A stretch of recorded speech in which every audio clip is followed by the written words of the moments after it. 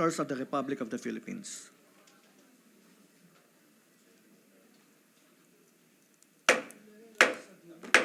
The 47th session of the Senate, the first regular session of the 19th Congress is hereby called to order. May we recognize Senator, is Ma'am Cynthia here? Yes. Then Senator Cynthia Villar to lead the chamber in prayer. Hindi ko nakita. Let us pray. Heavenly Father, we are grateful for the life that you have given us. Through our bodies, we could experience the beauty of your creation. We thank you for the many blessings you have bestowed upon us, like the soil where our crops, fruits, and vegetables sprout, the mountains that protect us from storms, and the sea that provide us with marine bounties.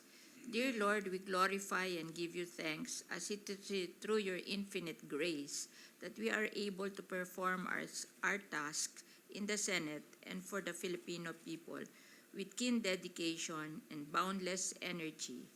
We implore you to be our eternal guide and to pour upon us your gifts of wisdom, fortitude, and compassion to help us do right, to pursue the common good, and to find ways to respond to the rising prices of commodities, fight crimes and violence, and alleviate our countrymen from poverty and other forms of sufferings and distress. Please continue to bless us, O gracious Lord, as we aim to serve the people to the best of our ability. Allow us to always remember and live the words of Jesus that whoever wishes to be great will be your servant. For even the Son of Man did not come to be served, but to serve. This we ask in Jesus' name. Amen. Amen. Secretary, please call the roll of members. Roll call of members. The Honorable Senator Angara, Senator Binay, Senator Cayetano Alan, Senator Cayetano Pia, Senator De La Rosa, Senator Ejercito, Senator Escudero, Senator Estrada, Senator Gatchalian, Senator Go, Senator Ontiveros, Senator Lapid, Senator Ligarda, Senator Marcos, Senator Padilla, Senator Pimentel, Senator Poe, Senator Revilla, Senator Tolentino, Senator Tulfo, Senator Villanueva, Senator Villar Cynthia, Senator Villar Mark, the Senate President. With 21 senators present, the chair declares the presence of a quorum. Majority Leader. Thank you, Mr. President. Mr. President, I move that we dispense with the reading of the journal of the 46th session, Monday, February 6, 2023, and consider the same as approved. Is there an objection to the motion of the Majority Floor Leader? Chair hearing none, motion is approved. Mr. President, before we continue, let me acknowledge our guests from the gallery. Today, we have with us our D&D Secretary, Carlito Galvez Jr., and other officials, AFP Vice Chief of Staff, Lieutenant General Arthur Cordura, and other AFP senior officers. We also have with us Ambassador Bienvenido Tejano and DOJ Assistant Secretary Francis John Tejano. We'd like to welcome all the dignitaries and guests to your Senate. Welcome to your Senate, gentlemen. Yes, Mr. President. We also have with us Mayor Tessa Constantino of Malungon, Sarangani Province, and also the Ambassador nominee to New Zealand, Ms. Kira Christian Azucena. Welcome to your Senate, to our officials of the DFA. And of course, Congressman Tanwatco is also with us, Mr. President, from the great province of Rizal. Yes, welcome to your Senate, sir. Our dear colleagues from the House. Mr. President, at this juncture, I move that we proceed with the reference of business. Secretary, with there being no objection, proceed with the reference of business. Messages from the House of Representatives. Letter from the Secretary General of the House informing the Senate that pursuant to Section 5 of RA 1189-9, the House designated the following members as commissioners of the EDCOM 2. Representative Romanti Romulo. As co-chairperson, Representative Mark Ogo. As members, Representative Jose Benitez, Mohammed Dimaporo, Pablo Garcia. To the Committee on Rules.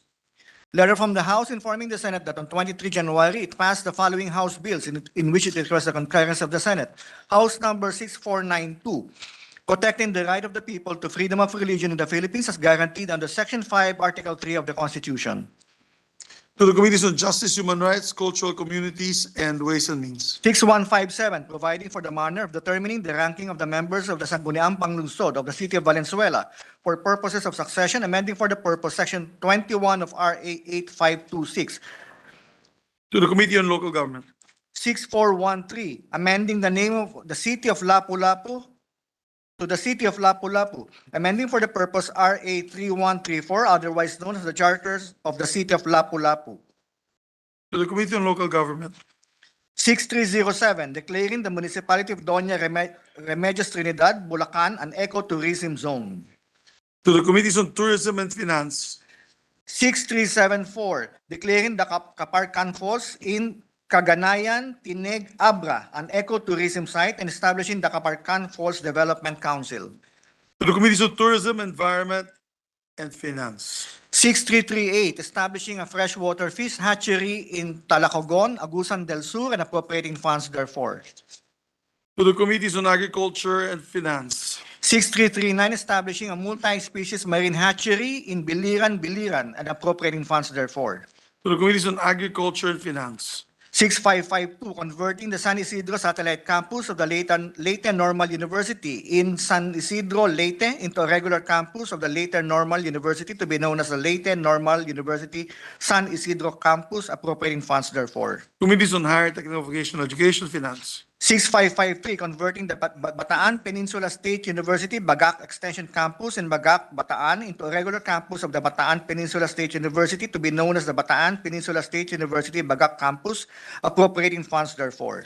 The Committees on Higher Technical Vocational Education and Finance. 6575, converting the Balicuatro College of Arts and Trades in Allen, Northern Samar into a polytechnic institution to be administered and supervised by the TESDA to be known as the Northern Samar Polytechnic Institute, appropriating funds therefore. Committees on Higher Technical Vocational Education and Finance. 6670, converting the Agusan del Sur of Arts and Trades in Prosperidad, Agusan del Sur into a TESDA supervised and administered polytechnic institution to be known as the Agusan del Sur Polytechnic Institute for Technical Education, and appropriating funds therefore. To the Committees on Higher Technical Vocational Education and Finance. 6671, converting the Cagayan de Oro Bugo School of Arts and Trades in the city of Cagayan de Oro, province of Misamis Oriental, into a polytechnic institution to be administered and supervised by the TESDA, to be known as the Cagayan de Oro Polytechnic Institute, appropriating funds therefore. To the Committees on Higher Technical Vocational Education and Finance. 6660, separating the Tucuran Technical Vocational High School, Baclay Extension in Baclay, Tucuran, Zamboanga del Sur, from the Tucuran Technical Vocational High School, converting it into an independent national high school to be known as the Baclay National High School, appropriating funds therefore. To the Committees on Basic Education and Finance. 6661, separating the Sapa Anding National High School, Ramon Magsaysay Extension in Poblacion, Ramon Magsaysay, province of Zamboanga del Sur, from the Sapa Anding Agricultural Vocational Technical School, converting it into an independent national high school to be known as the Ramon Magsaysay National High School, appropriating funds therefore. To the Committees on Basic Education and Finance. 6663, converting the Bukid Elementary School in Bukid Jose Abad Santos, Davao Occidental into an integrated school to be known as the Bukid Integrated School, appropriating funds therefore. To the Committees on Basic Education and Finance. 6664, converting the Tribal Filipino School of Tambelang, known as the TFS of Tambelang Elementary School in Datu Danwata, Malita, Davao Occidental, into an integrated school to be known as the TFS of Tambelang Integrated School, appropriating funds therefore. To the Committees on Basic Education and Finance. 6665, converting the Kidaman Elementary School in Calbay, Jose Abad Santos, Davao Occidental, into an integrated school to be known as the Kidaman Integrated School, appropriating funds therefore. To the Committees on Basic Education and Finance. 6668, separating the Mariano Peralta National High School, Datu Danwata Extension in Datu Danwata, Malita, Davao Occidental, from the Mariano Peralta National High School, converting it into an independent national high school to be known as the Gaspar Danwata National High School, appropriating funds therefore. Committees on Basic Education and Finance. 6669, establishing a national high school, Imabka, Sagnay, Camarines Sur to be known as the MABCA National High School, appropriating funds therefore. To the Committees on Basic Education and Finance. 1863, transferring the Provincial Agrarian Reform Office of the Lanao del Norte from Iligan City to the Municipality of Tubod, Lanao del Norte, appropriating funds therefore. To the Committees on Agriculture and Finance. 6551, declaring the Cuyamis Festival as the official festival of the province of Misamis Oriental. To the Committee on Local Government. Additional reference of business, please proceed. Additional reference of business. Bills on first reading. Senate number 1832, lowering the optional retirement age of government workers from 60 to 56 years. Amending for the purpose Section 13A of RA 8291, Senator Revilla Jr. To the Committees on Civil Service, Government Corporations, and Finance. 1833, providing for a Bill of Rights for air passengers, penalizing violations thereof, and for other purposes, Senator Revilla Jr. To the Committees on Public Services and Finance. 1834, declaring March 2 of every year a special non-working holiday in the province of La Union to be known as La Union Day in commemoration of its founding anniversary, Senator Lapid. To the Committee on Local Government.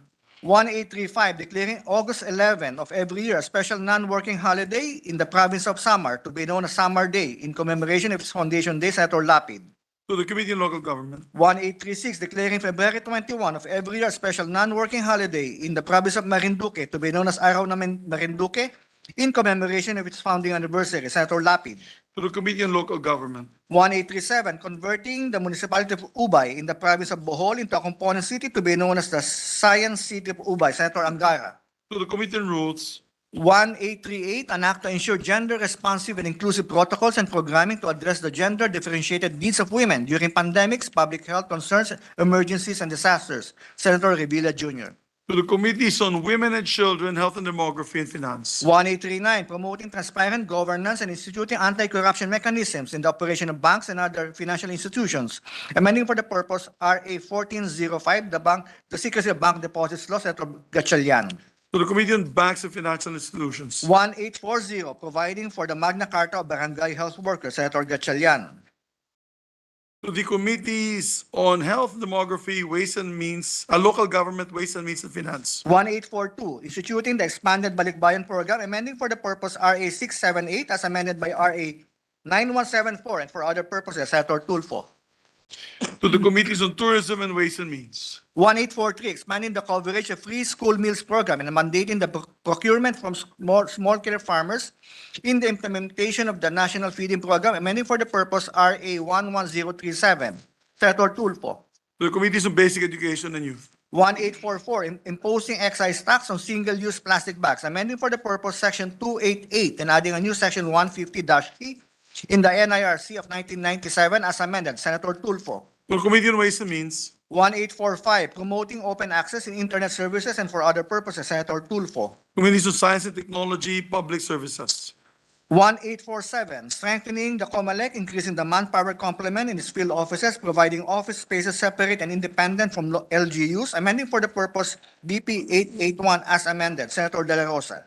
The Committees on Electoral Reform, People's Participation, Civil Service, and Finance. Committee reports. Committee report number 21, jointly by the Committees on Culture and the Arts, Local Government, on Senate number 1841 with Senators Binay, Legarda, Revilla Jr., and Ejercito as authors, entitled An Act Strengthening the Conservation and Protection of Philippine Cultural Heritage through Cultural Mapping, amending for the purpose Republic Act number 10066, otherwise known as the National Cultural Heritage Act of 2009, recommending its approval in substitution of Senate numbers 117, 622, and 1094, taking into consideration House number 5110, sponsored Senator Legarda. To the calendar of ordinary business. Committee Report 22, prepared and submitted by the Committees on Trade, Commerce, and Entrepreneurship, Ways and Means, and Finance, on Senate number 1846 of Senators Gatchalian, Zubiri, Estrada, Villar M., Marcos, Legarda, Revilla Jr., Villanueva, Go, and Padilla as authors, entitled An Act Protecting Consumers and Merchants Engaged in Internet Transactions, creating for this purpose the Electronic Commerce Bureau, appropriating funds therefore, and for other purposes. Recommending its approval in substitution of Senate numbers 154, 612, 806, 1125, 1250, 1341, 1424, and 1478, taking into consideration House number 4, sponsor Senator Villar M. To the calendar for ordinary business. There's a Second additional reference to business, please proceed. Second additional reference of business, bill on first reading, Senate number 1848. An act amending section 6, 22, 24, 25, 27, 28, 32, 34, 37, 38, 39, 42, 51, 52, 54, 56, 57, 73, 108, 109, 112, 191, 122, 123, 127, 149, 174, 176, 179, 181, 182 to 187, 190, 195, 198, 199, 204, 222, 237, 237-A, 255, 258, 261, 263, 264, 266, 275. Inserting new section of 270-A and repealing sections 175, 177, 178, 180, 188, 192, and 193, all under RA 8424, as amended by Senator Tulfo. To the Committee on Ways and Means. Committee report number 23, prepared and submitted jointly by the Committees on National Defense and Security, Peace, Unification, and Reconciliation, and Government Corporations and Public Enterprise, and Senate number 1849, with Senators Estrada, Zubiri, and Cayetano AP as authors. An act amending sections 2, 6, 10, 11, and 15 of RA 11709, otherwise known as an act strengthening professionalism and promoting the continuity of policies and modernization initiatives in the AFP by prescribing fixed terms for key officers thereof, increasing the mandatory retirement age of generals, flag officers, providing for a more effective attrition system, and providing funds therefore. Recommending its approval in substitution of Senate numbers 1601 and 1603, taking into consideration House number 6517, sponsor Senator Estrada. To the calendar for ordinary business, Majority Leader. Thank you, Mr. President. Mr. President, at this juncture, I move that we transfer from the calendar for ordinary business to the calendar for special orders, Committee Report number 23 on Senate Bill number 1849. This is an act amending RA 11709, otherwise known as an act strengthening professionalism and promoting the continuity of policies and modernization initiatives in the armed forces of the Philippines. There being no objection to the motion, Majority Floor Leader, motion is approved. Mr. President, I move that we consider Senate Bill number 1849 under Committee Report number 23. So move, Mr. President. There being no objection to the motion, the Secretary now is directed to read the title of the measure. An act amending sections 2, 6, 10, 11, and 15 of RA 11709, otherwise known as an act strengthening professionalism and promoting the continuity of policies and modernization initiatives in the AFP by prescribing fixed terms for key officers thereof, increasing the mandatory retirement age of generals, flag officers, providing for a more effective attrition system, and providing funds therefore. Thank you. Mr. President, to sponsor the measure, may we recognize the distinguished gentleman from the City of San Juan, Senator Jinggoy Estrada, as chairperson of the Committee on National Defense and Security, Peace, Unification, and Reconciliation, to deliver the sponsorship speech. To our dear colleague from the City of San Juan, Senator Jinggoy Estrada is recognized. Thank you, Mr. President. Mr. President, my distinguished colleagues of this august body, as your chairperson of the Committee on National Defense and Security, Peace, Unification, and Reconciliation, it is my distinct honor to sponsor Senate Bill number 1849 under Committee Report number 23, or an act amending sections 2, 6, 10, 11, and 15 of Republic Act number 11709, otherwise known as an act strengthening professionalism and continuity of policies and modernization initiatives in the armed forces of the Philippines by prescribing fixed terms for key officers thereof, increasing the mandatory retirement age of generals, flag officers, providing for a more effective attrition system, and providing funds therefore.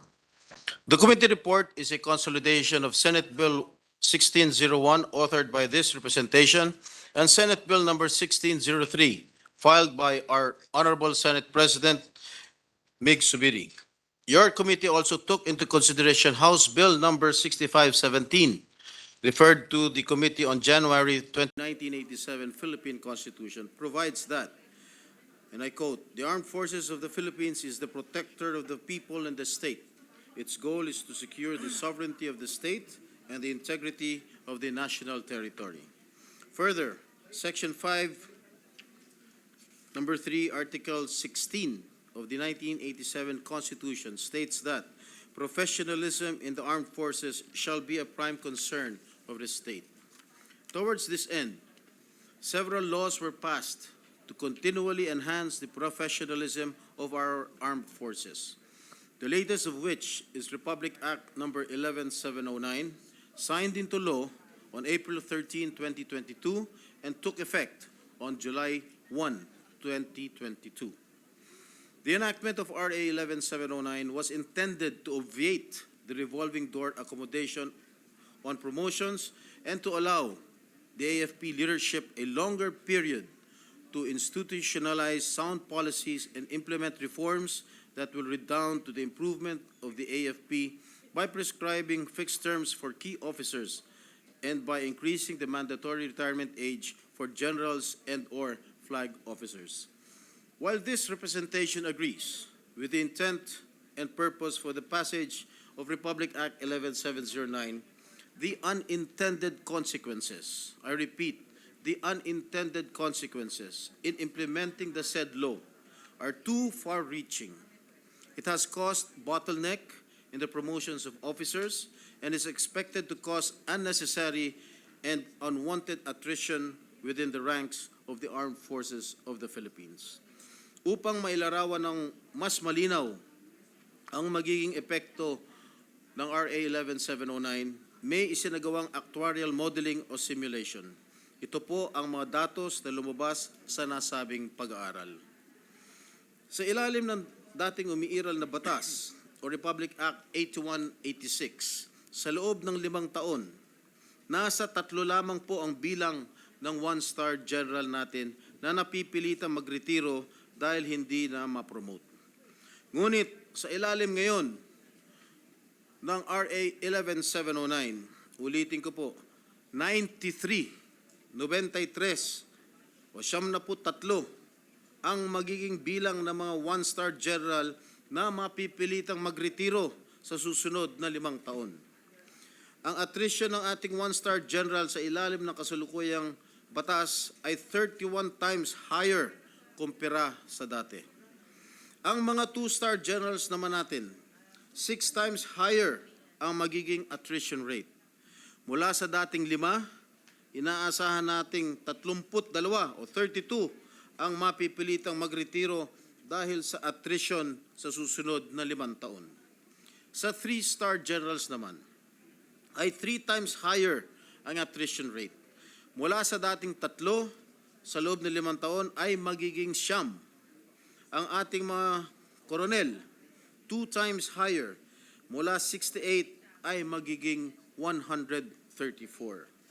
Pero hindi pa po ito ang pinakamalaking dagok na dala ng Republic Act 11709. Tinatayang nasa 15% rin ng ating enlisted personnel ang maapektuhan ng unnecessary attrition na bunsod ng RA 11709. Sa kasalukuyang 82% ng Armed Forces of the Philippines o nasa higit na 135,000 ng ating kasundaluhan ay binubuo ng magigiting na enlisted personnel. Inaasahang hindi bababa sa 20,000 ng ating mga enlisted personnel ang mapipilitang umalis sa serbisyo sa mga susunod na taon dala ng kanilang forced attrition na nakasaad sa Republic Act 11709. Ito po ay ilan lamang sa mga dahilan ng so-called grumblings sa hanay ng ating sandatahan lakas. The concerns of the brave men and women in the armed forces of the Philippines are very much valid and understandable given the perceived uncertainty of their military careers na halos buong buhay nilang pinagtrabahuan. Although unintended, Republic Act Number 11709 has caused uneasiness, demotivation, and adversely affected the morale of our troops. Ginoong Pangulo, batay po sa iba't ibang mga survey, laging ang Armed Forces of the Philippines natin po ang pinakamataas at nangunguna sa mga approval rating, satisfaction rating at trust rating. Malinaw po na mahusay at maayos nilang ginagampanan ang kanilang tungkulin bilang tagapangalaga ng sambayanang Pilipino at ng ating bansa. Ganito po ba ang dapat natin isukli sa kanilang mga sakripisyo para sa ating bansa? Mr. President, we do recognize the hard work and diligence that were poured out by our esteemed colleagues from the previous Congress, and many of whom are still part of the present Congress in crafting RA 11709. I myself am convinced that RA 11709 is a good law which sought to institute meaningful reforms and finally resolve the revolving door policy that has hounded the armed forces for so many years and severely hampered the long-term planning, stability, and strategic direction of the defense establishment. Nonetheless, it is incumbent upon me to listen and respond to the grievances of the members of the armed forces.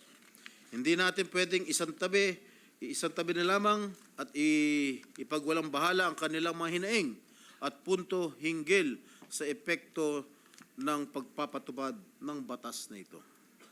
The Senate bill, therefore, seeks to amend 5 provisions of Republic Act 11709, which will definitely address and put the so-called grumblings to rest. Foremost is for matters concerning our enlisted personnel be removed from the coverage of RA 11709. We will revert to the previous system where the promotion, separation, and maximum allowable tenure of our enlisted personnel will be governed by the issuances of the Department of National Defense and the Armed Forces of the Philippines. This will afford the DND and AFP flexibility in adjusting the policies concerning our enlisted personnel depending on their developing and expanding needs. The Senate bill also reintroduces a 1-year period of prohibition for promotions, which was effectively removed by RA 11709, and reinstitutes the previous tenure in grades of colonels, commander, and brigadier generals and commodores. Officers may only be eligible for promotion to the rank of brigadier general or commodore or higher if he or she has at least 1 year remaining of active service before compulsory retirement. This will address a major issue in the implementation of RA 11709 by preventing photo finish promotions of generals and flag officers despite having a few months or days left before retiring. Reinstituting the 1-year prohibition was a result of the consultative meeting between this representation and the junior officers of the AFP conducted last February 3, 2023. The reimposition of the 1-year prohibition will mean that a colonel with a present tenure in grade of 8 years has only 7 years within which to be promoted to the rank of brigadier general. A brigadier general with a present tenure in grade of 3 years has only 2 years within which to be promoted as major general. Given the limited number of officers in the aforementioned positions, a period of 7 years for colonels and 2 years for brigadier generals within which to compete for promotions is quite short and will lead to their unnecessary attrition. As earlier stated, the attrition rate for colonels under Republic Act 11709 will be doubled, and for brigadier generals, it will be 31 times higher. This computation was arrived at without taking into consideration a period of promotion ban. The attrition rate will even be higher should we impose the proposed 1-year prohibition. Thus, the reversion to their previous tenuring grades under Republic Act 8186, 10 years for colonels and 5 years for brigadier generals is in order.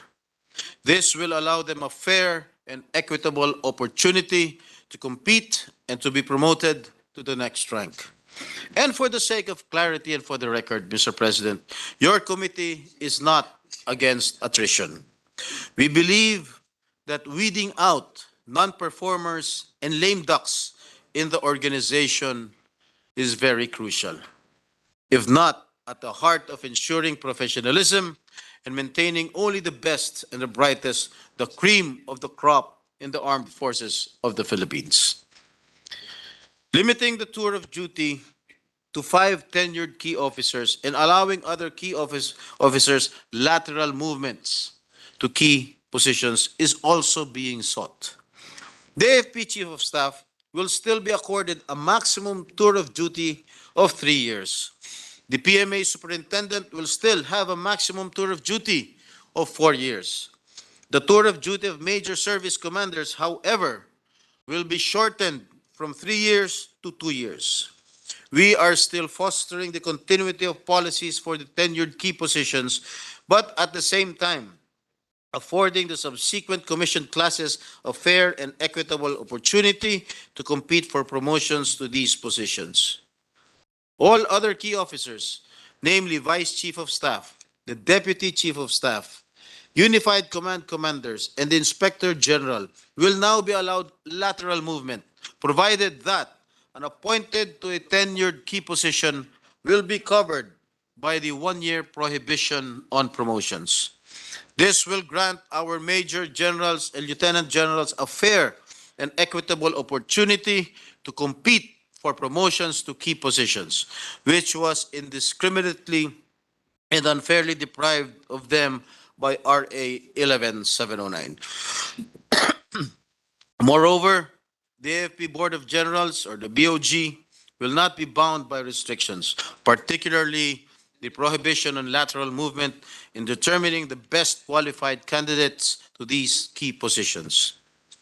The introduction of a graduated age of compulsory retirement for generals and flag officers is likewise being espoused by the Senate bill. This is a balancing act, as it allows the AFP to maximize the services of our senior generals, but at the same time affords the younger colonels or generals the opportunity for career progression. Under this Senate bill, the compulsory age of retirement for one-star generals is 57. For two-star generals, it will be 58. For three-star generals, it will be 59. But if the officer is occupying a tenured key position, the maximum tour of duty will take precedence. It is worth noting, however, that among the recommendations gathered by this representation during the consultative meeting with the AFP junior officers is to merely impose 57 and it not graduated as the uniform age of compulsory retirement for generals and the flag officers.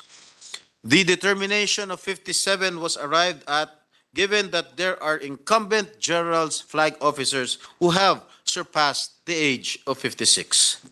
Finally, the Senate bill seeks to reintroduce the percentages on officer grade distribution provided under Republic Act 9188, but the basis will be the Armed Forces of the Philippines Table of Organization. Under RA 11709, the Secretary of National Defense is mandated to ensure the decrease in the number of our generals, flag officers from 190 to 164 before April 13, 2023. This representation respectfully submits that this significant decrease is not in keeping with the demand of the times, given the continued modernization of our armed forces. The AFP needs to be dynamic and highly responsive to the complex, volatile, ambiguous, and evolving local, regional, and global security landscapes.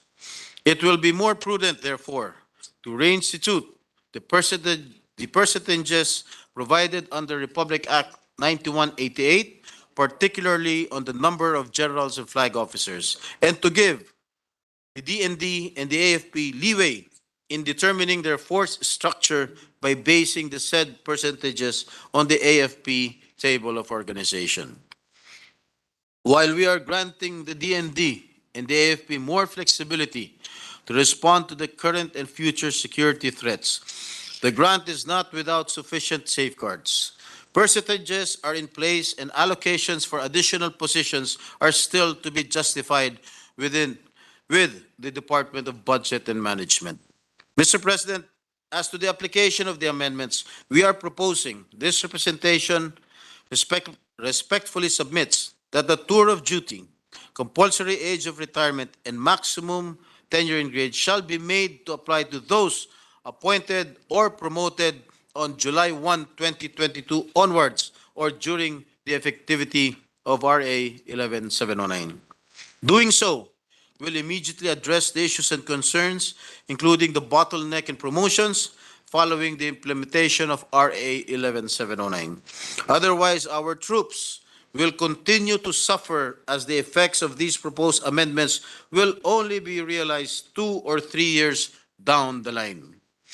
As to the issue of impairing the vested rights of those appointed or promoted during the effectivity of RA 11709, the Supreme Court, in a long line of cases, recognized police power, which is verily lodged in the legislature, as a valid limitation to the exercise of vested rights. The exercise of police power requires the concurrence of a lawful subject and a lawful method, both of which are readily apparent in the issue at hand.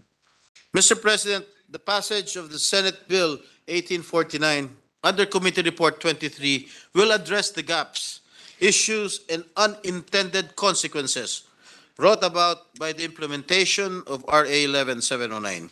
It will also result in a more dynamic and highly responsive armed forces capable of adapting to the demands of the present time. Most importantly, it will definitely usher a level of improved morale within and among the ranks of our armed forces. Ensuring a level playing field for career advancement is the least we can do for our soldiers, airmen, sailors, and Marines who continue to lay their lives on the line protecting the Filipino people and defending our beloved country. In closing, may I just say and emphasize that this piece of legislation remains consistent with the spirit and intention of RA 11709 that is anchored on meritocracy and professionalization, while providing the organization with the necessary room for flexibility, ensuring stability, and improving the morale in our armed forces. Thank you, Mr. President. Thank you very much, distinguished colleague. Thank you, Mr. President. Mr. President, next to co-sponsor the measures, the distinguished gentleman from the great province of Cavite, our good friend Senator Bong Revilla Jr. I move that he be recognized, Mr. President. The gentleman from Cavite, Senator Ramon Bong Revilla Jr. is recognized. Mr. President, it is my honor to associate myself as a co-sponsor of Senate Bill number 1849 under Committee Report number 23 and express my full support to further strengthen the professionalism and promote the continuity of policies and modernization initiatives in the armed forces of the Philippines. Hindi lingid sa ating kaalaman ang walang katumbas na serbisyo at sakripisyo ng bawat miyembro ng ating hukbong sandatahan na patuloy na nag-aalay ng buo nilang kakayahan upang makapagsilbi sa mamamayan at maprotektahan ang ating bayan. Bilang ganti, karangalan natin ang magsulong ng mga panukalang mas makapagtutuon ng nararapat na pansin para sa kabuuang kapakanan ng ating armed forces.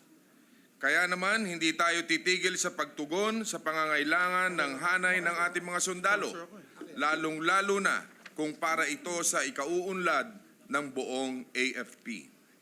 This measure is a constructive validation that the Senate highly values the proposals and recommendations from the AFP officers and enlisted personnel to enhance some of the provisions of Republic Act number 11709 for it to be more responsive to the changing needs and the development of the AFP organization.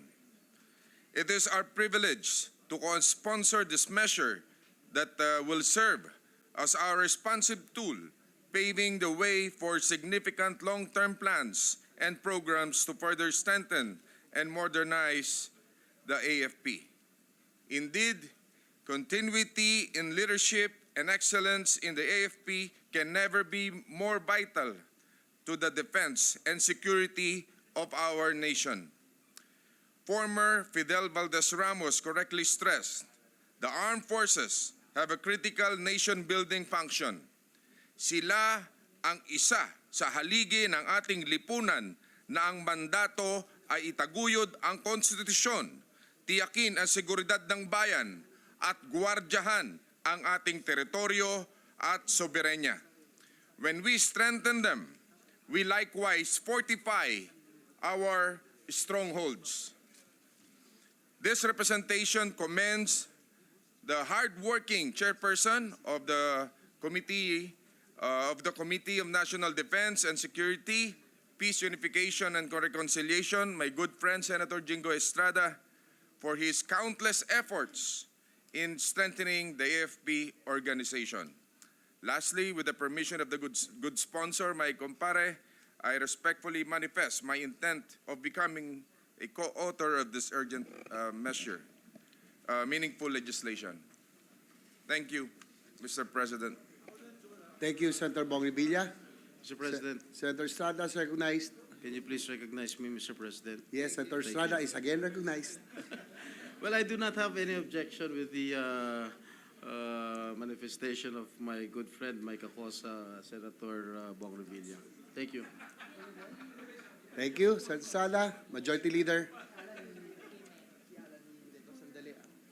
Mr. President, at this juncture, I move that we recognize the distinguished gentleman from the region of Davao and the great province of Cavite, no other than Senator Ronald Bato de la Rosa. I move that he be recognized, Mr. President. Senator Ronald Bato de la Rosa is recognized. Thank you, Mr. President, Majority Leader. Mr. President, I rise today to co-sponsor Senate Bill number 1849 under Committee Report number 23, which aims to amend Republic Act number 11709, a law which seeks to strengthen the professionalism and promote the continuity of policies and modernization initiatives in the armed forces of the Philippines. Mr. President, as I have said during the last Congress, the passage of the measure is tantamount to hitting two birds with one stone, as it will ensure the professionalization of the AFP, and more importantly, it will make us one step closer to resolving the ballooning pension of the military and uniformed personnel, which has now reached 9.6 trillion for the next 20 years. Thus, it gave birth to Republic Act number 11709, primarily to address these issues. However, no law is perfect. It is through the clamor of our military personnel that the unintended consequences of Republic Act number 11709 have been far-reaching, in fact, even reaching the four corners of this chamber, as it has resulted in unnecessary attrition and bottlenecks in promotion. This, Mr. President, highlights the need to address these issues immediately. As former military officer, hindi kaila sa akin kung gaano kahirap ang pinagdaanan ng ating kasundaluhan. Ang pagsasakripisyo para sa bayan ng malayo sa pamilya ay laban ng buhay ng aming hinaharap sa araw-araw. Matagal na pong retirado sa military si Bato, ngunit hindi nagtapos ang pagsiservisyo. Today, as a legislator, I continue to battle for the rights and welfare of my brothers in arms. It is within the judgment of this august body to resolve issues that might have caused unnecessary worries and distress to our uniformed personnel. Senate Bill number 1849 amends certain provisions of Republic Act number 11709, such as the provisions on the tour of duty of key officers for the forced attrition of our enlisted personnel, compulsory retirement for military personnel, and officer grade distribution. Undoubtedly, Mr. President, now is not the time to unnecessarily limit the capability of the AFP, especially with the ongoing issue on the West Philippine Sea. We must strengthen our country's defense capability to protect our country's sovereignty.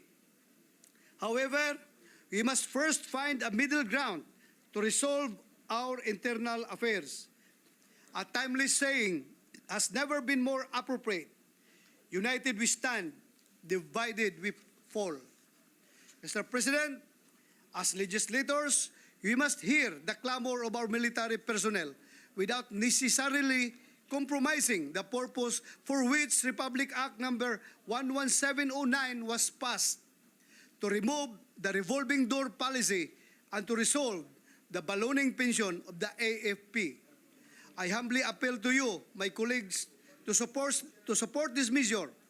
Our troops are fighting battles in the field for our sovereignty and freedom. In turn, let us assure them that the battle for their welfare within this hall is not far from victory. Before I end, Mr. President, I would like to ask the permission of my chairman of the Senate Defense and Security Committee and the main sponsor of this bill to accept my desire to become co-author of this measure, Mr. President. Maraming salamat, Mr. President. Thank you, Senator De La Rosa. Senator Estrada is recognized. Thank you, Mr. President. I do not have any objection the manifestation of Senator De La Rosa, as well as Senator Francis Tolentino has already signified his intention to be a co-sponsor of this measure. Thank you very much. Thank you, Senator Estrada. Majority Leader. Thank you, Mr. President. Senator Estrada told me that he just wanted to be recognized by the presiding officer. Mr. President, at this juncture, may we recognize our distinguished Senate President to co-sponsor the measure, Senator Mig Zubiri. Move that he be recognized, Mr. President. Our Senate President, Juan Miguel Zubiri, is recognized. Thank you very much, Mr. President. It is my honor to sponsor our bill amending Republic Act 11709 in order to further strengthen the professionalism and, of course, strengthen the armed forces of the Philippines. When we passed the original version of the law in the 18th Congress, our foremost goal was to provide footholds for continuity within the AFP by providing fixed terms for its key officers. This way, the AFP will not be hampered by rapid leadership changes, which slows down progress and growth for the whole institution. I know this because the presiding officer and I were always pushing for the modernization. Pero po, kung every 3 months to 6 months, pinapalitan yung chief of staff, wala po nangyayari sa mga planong modernization ng ating armed forces. With this new bill, we will keep that goal of continuity in mind. We also want to open up a healthier environment for promotion within the ranks, allowing our officers a fair chance to step up to leadership positions they have worked their whole careers toward. We are, of course, putting safeguards in place. Only openings of key positions to officers with at least 1 year of active service ahead of them before their compulsory retirement, so that the AFP will not have to deal with shortened leaderships and where officers have barely begun their service before they are mandated to retire. Our hope, Mr. President, is that with this bill, we will be able to foster a more professional AFP, one with a solid and stable leadership, while also allowing for dynamism and positive change. I join my colleagues in support of this measure towards a stronger AFP, and we commit to our AFP rank and file, together with the officers, that we will pass this as soon as possible time, Your Honors. Maraming salamat. Thank you, our Senate President. Majority Leader. Thank you, Mr. President. Mr. President, Mr. President, our Senate President pro tempore would also like to be recognized. I move that she be recognized, Senator Lauren Legarda. Our Senate President pro tempore, Senator Lauren Legarda, is recognized. Thank you, Mr. Presiding Officer. Mr. President, I would like to associate myself with the thoughts and the gist of the sponsorship of our good Chair of the Defense Committee, Senator Jinggoy Estrada, and our esteemed colleagues. I would like to greet all the valiant men and women of the Armed Forces of the Philippines and our national defense establishment, being one of them as a reserve officer, having taken up the Masters in National Security Administration in the early 1990s. We see and we know the importance of having continuity in the leadership of the armed forces, as well as resilience in the way the operations are done. I would also like to make mention that we had authored a book based on our thesis called The Humanitarian Response and Challenges in the Armed Forces of the Philippines. And perhaps, may I suggest, Mr. President, that thesis from the CGSC, General Staff College, be included as well in the teachings within the AFP, in the NDCP, and the GSC. I mention that because I know that the leadership of the AFP and our new SND has a heart for humanitarian response, for disaster risk reduction, having been head of the COVID response during the pandemic. And so I would like to join our esteemed colleagues in the expeditious passage of this measure, which I know is a new law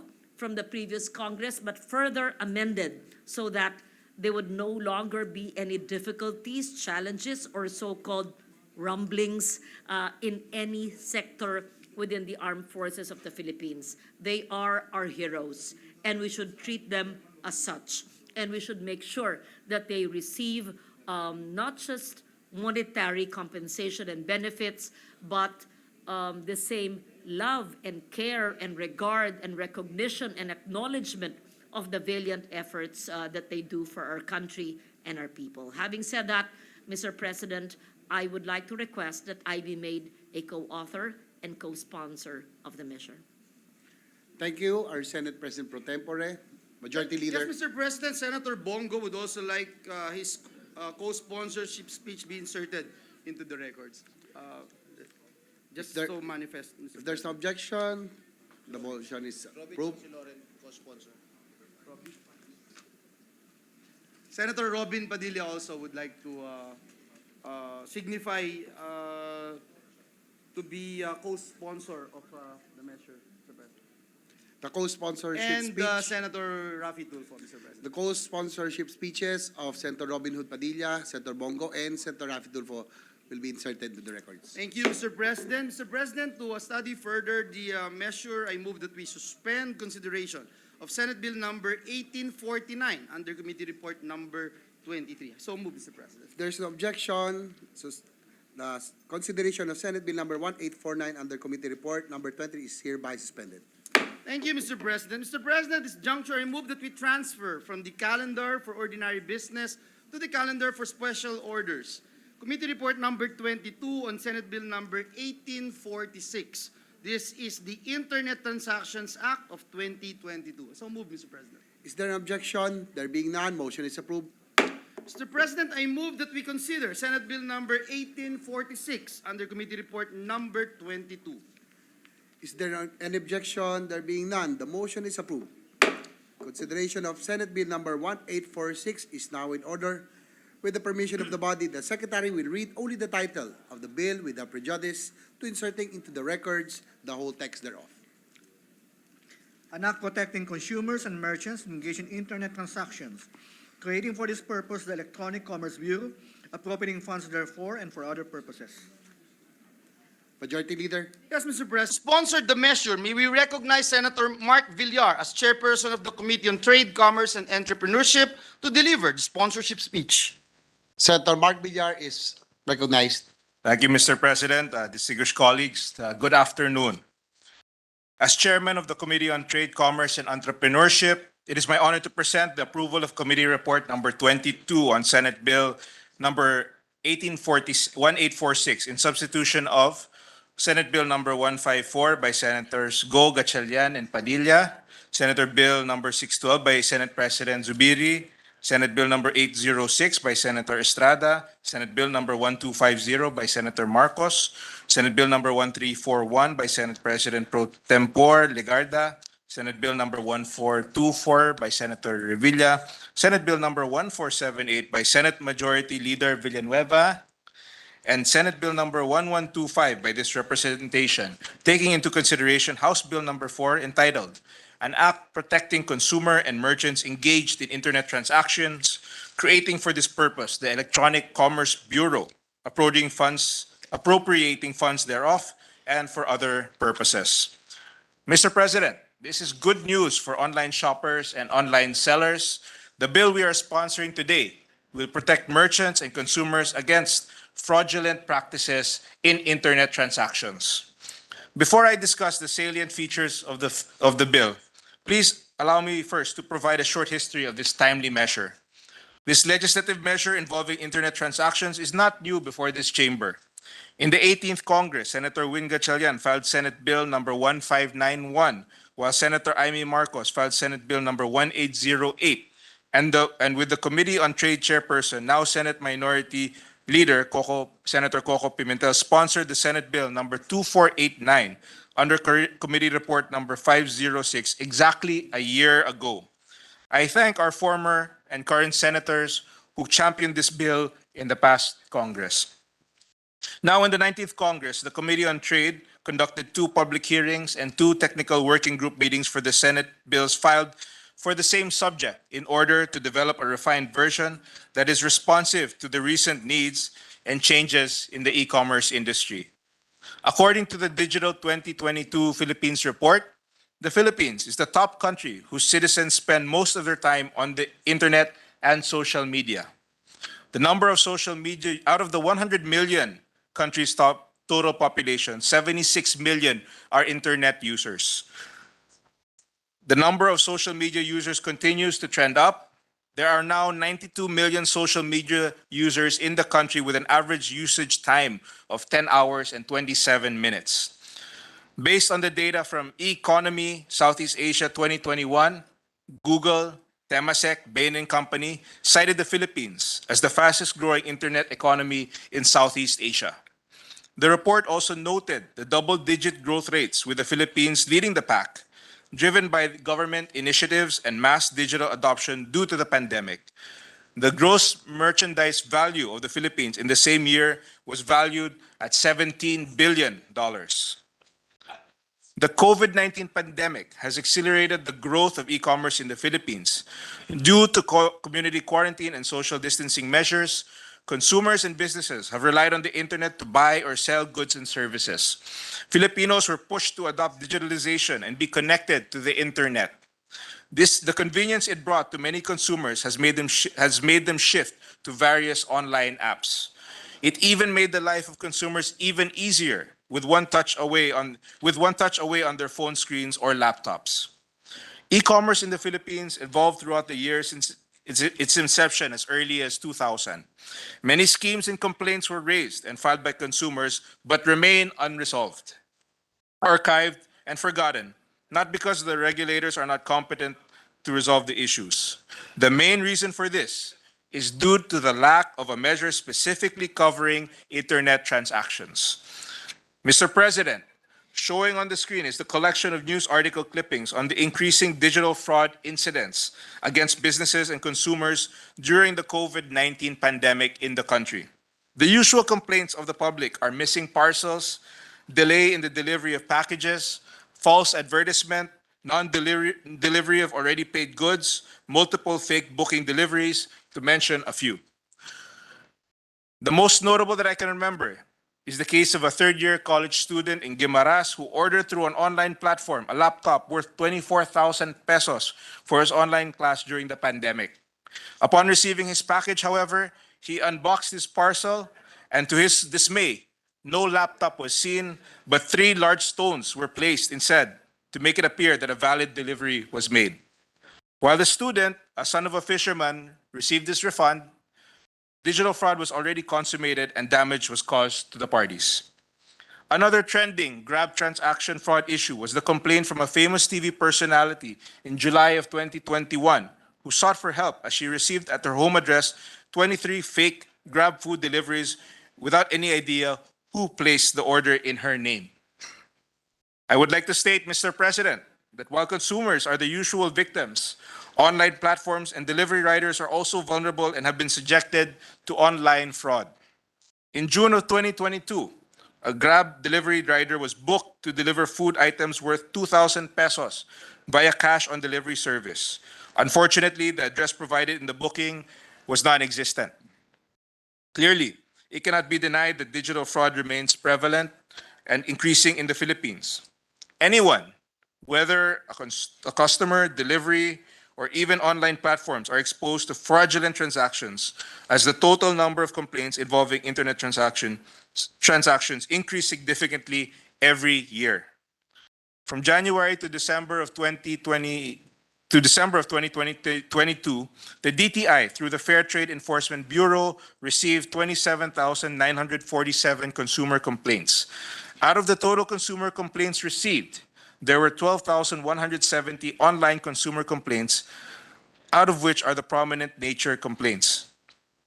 Communications and Internet Concerns, 2,649, Defective Products, 2,530, and Deceptive, Unfair, or Unconscionable Sales Act or Practices, 2,180. The Consumer Act of the Philippines serves as the code and the Bible that protects the interests of the consumers, promotes the general welfare, and establishes the standard conduct of business and industry. We have other policies relating to e-commerce, like Republic Act number 8792 or the Electronic Commerce Act of 2000, which covers managing electronic transactions, e-signatures, and electronic banking. However, almost 23 years after its enactment, a magnitude of changes have emerged, especially in the behavior of Filipino consumers and how businesses operate.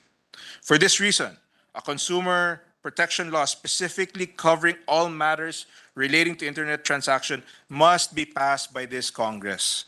In fact, this measure is one of the priority bills of this administration.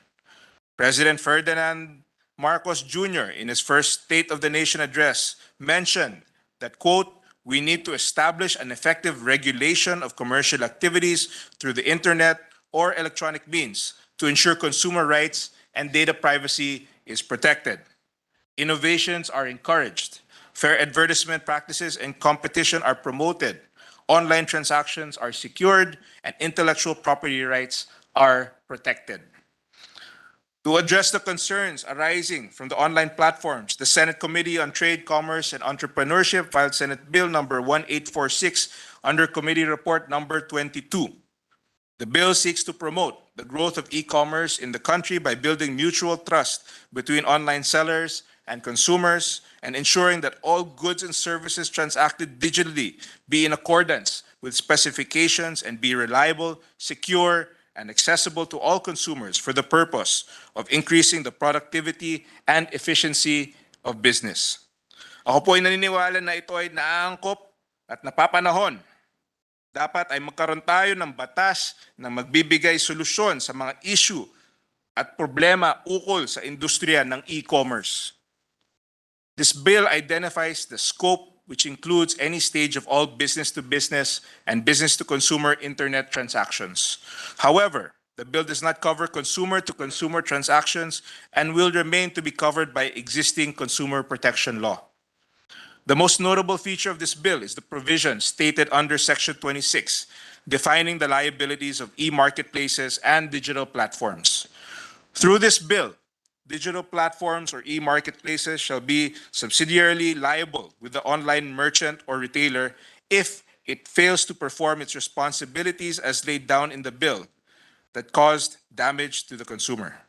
The bill also establishes a code of conduct for all businesses involved in e-commerce in order to safeguard and advance consumer interests.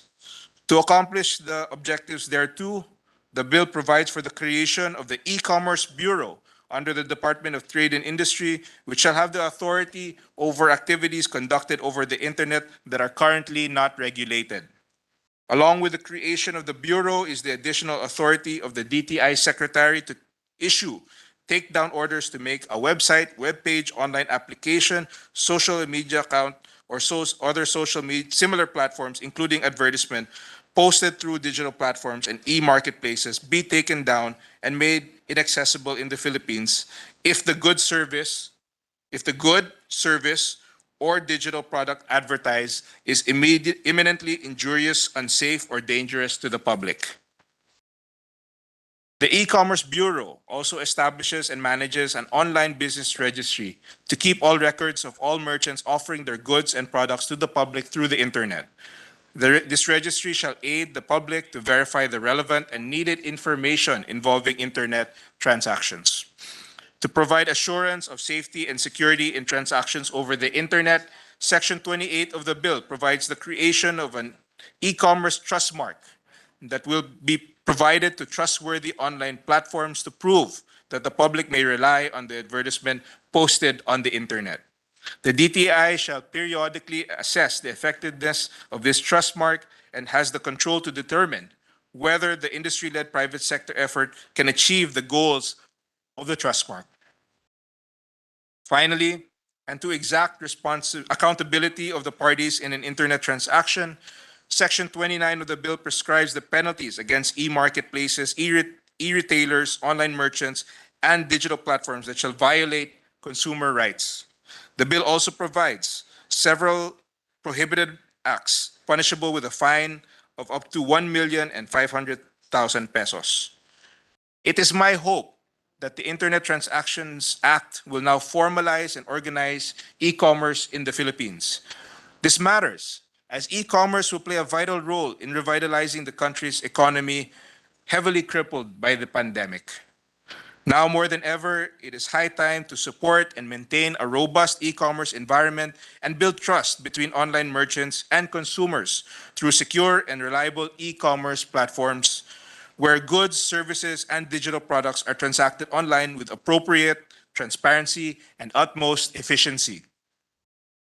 We must continue to protect both the consumers and sellers from fraud and abuses and build a trading environment that is grounded on our shared values of accountability.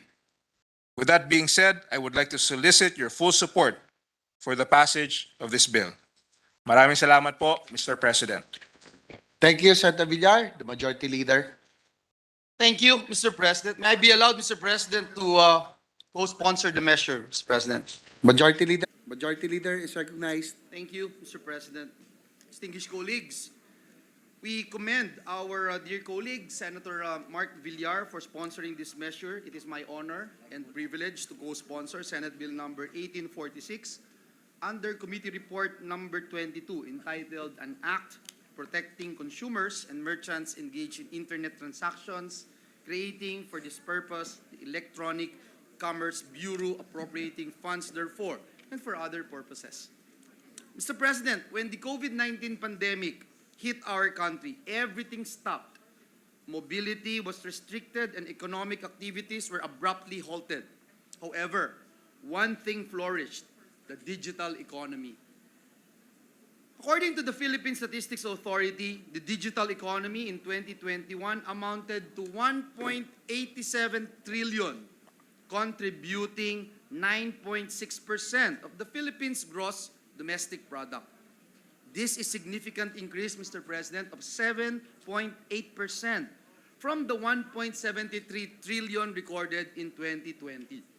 In addition, Mr. President, the digital economy employed 5.01 million Filipinos in 2020, eventually reaching 5.59 million in 2021, representing an increase of 11.6% year-on-year. The Bangko Sentral ng Pilipinas also reported that as of the first quarter of 2021, there were around 53% of adult Filipinos who had electronic money, e-money accounts, Mr. President, higher than the 29% in 2019. The Department of Trade and Industry noted in its e-commerce Philippines 2022 roadmap, citing Euromonitor, that in 2019, the share of retail trade in our gross domestic product is 20%, or 63 billion US dollars, Mr. President. Out of that amount, e-commerce accounts for 0.5%, or 2.4 billion US dollars. Meanwhile, in the 7th edition of the E-Economy Southeast Asia report of Google, Temasek and Bain & Company, it showed that digital decade in the Philippines continues its upward trend at 20% year-on-year to reach $20 billion US dollars, Mr. President, in gross merchandise value in 2022. Compared po ito doon sa 16 billion US dollars in 2021. So, Mr. President, e-commerce is projected to propel the growth of the country's digital economy to 35 billion US dollars by 2025 and 100 to 150 billion dollars US dollars by 2030.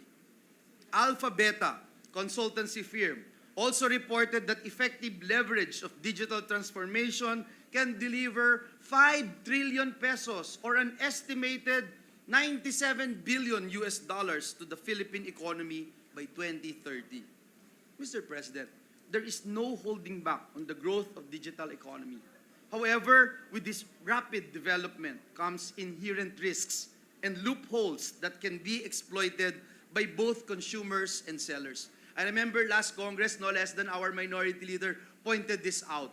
And this representation was one of his avid supporter, Mr. President, in calling for this particular measure. To illustrate, Mr. President, a netizen named Ice Idanan was scammed of 18,000 pesos for a hospital bed her mother urgently needed when she transacted with an online seller who offered the medical equipment for only 5,000 pesos, Mr. President. Unfortunately, she never received her money back, nor was the bed delivered to her. Another victim was Frank Lester Amistoso, Mr. President, who was duped into paying 63,000 pesos for 2 cellular phones he bought online. After transferring the payment, he could no longer contact the seller. Thankfully, because he was able to trace the location of the seller, and after filing criminal case to the seller was ordered to return the money to Amistoso. But again, Mr. President, not every scammed buyer or seller was as lucky as Amistoso. Thus, this representation filed Senate Bill number 1478, also known as the Internet Transactions Act, that will ensure sustainable and fair e-commerce business practices through transparent and appropriate information disclosure, secured online transactions, the maintenance and protection of data privacy rights, the promotion of innovation, competition, and use of fair advertising practices, and an emphasis on the paramount importance of product safety. This representation is grateful that our bill was taken into consideration by no less than our chairperson of the Committee on Trade, Commerce, and Entrepreneurship, Senator Mark Villar. Mr. President, with this measure, we can harness the value and potential of digital transactions in accelerating our economic growth, increasing productivity, and creating more jobs for Filipinos. Again, we thank our good sponsor for prioritizing this very important measure, which is one of the legislative measures mentioned no less than by our President Bongbong Marcos in his first SONA. The good sponsor, again, Mr. President, can expect our full support in seeing to it that the objective of this bill, the protection of both consumers and merchants engaged in digital transactions, come to fruition. Again, thank you very much, Mr. President, and may God bless us all. Mr. President, Senator Bongo and Senator Jinggoy Estrada would also like their co-sponsorship speech on this measure be inserted into the records. If there's no objection, the co-sponsorship speech of Senator Bongo and Senator Jigo Estrada is inserted in the records. Next to co-sponsor the measure, Mr. President, is no less than our chairperson of the Committee on Ways and Means, Senator Sherwin Gatchalian. I move that he be recognized, Mr. President. Yes, Senator Sherwin Gatchalian will be next to co-sponsor the measure. Mr. President, I move for a minute suspension. Session suspended.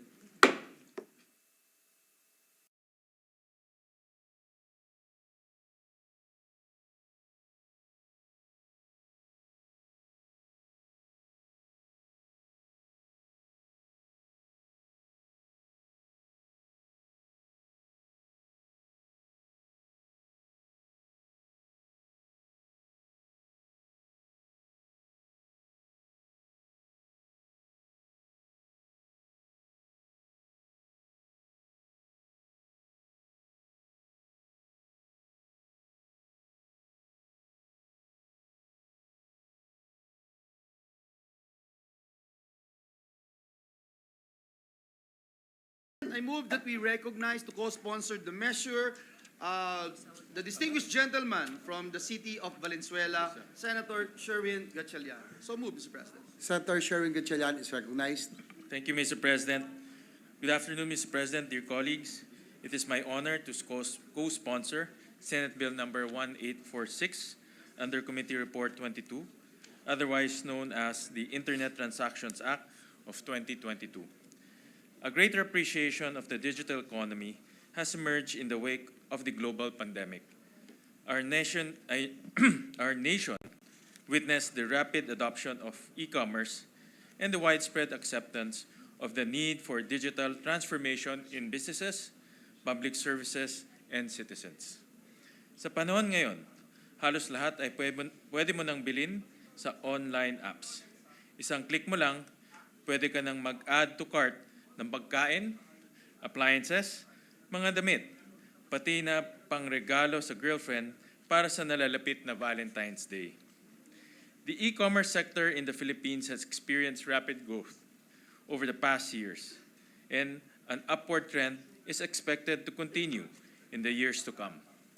In 2021, the country's e-commerce market sales reached $7 billion, largely contributed by 73 million online active users. This is estimated to reach $24 billion with 17% growth up to 2025, according to the International Trade Administration. Mr. President, despite the plausible growth in the e-commerce industry, the Philippines e-commerce sector has a long way to go until it reaches its full potential. But at this point, we need to refocus ourselves on the most important aspect, the protection of merchants and consumers against fraudulent practices in order for us to strengthen digital consumer and market confidence in our digital economy. In 2020, the Department of Trade and Industry received roughly 16,000 complaints related to online transactions from consumers, a 540% increase from the 2019 reported complaints, which were only 2,500.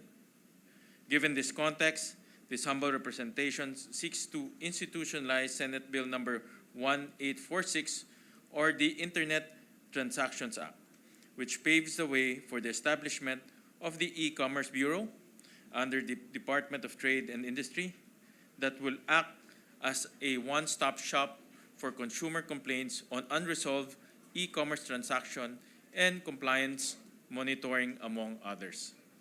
Through this measure, we can further bolster the digital consumer's confidence in e-commerce transaction by establishing clear channels for redressing complaints, outlining clear roles for various stakeholders, and defining the regulatory authorities' oversight of e-marketplaces, e-retailers, online merchants, and other digital platforms that sell or allow the sale or exchange of goods.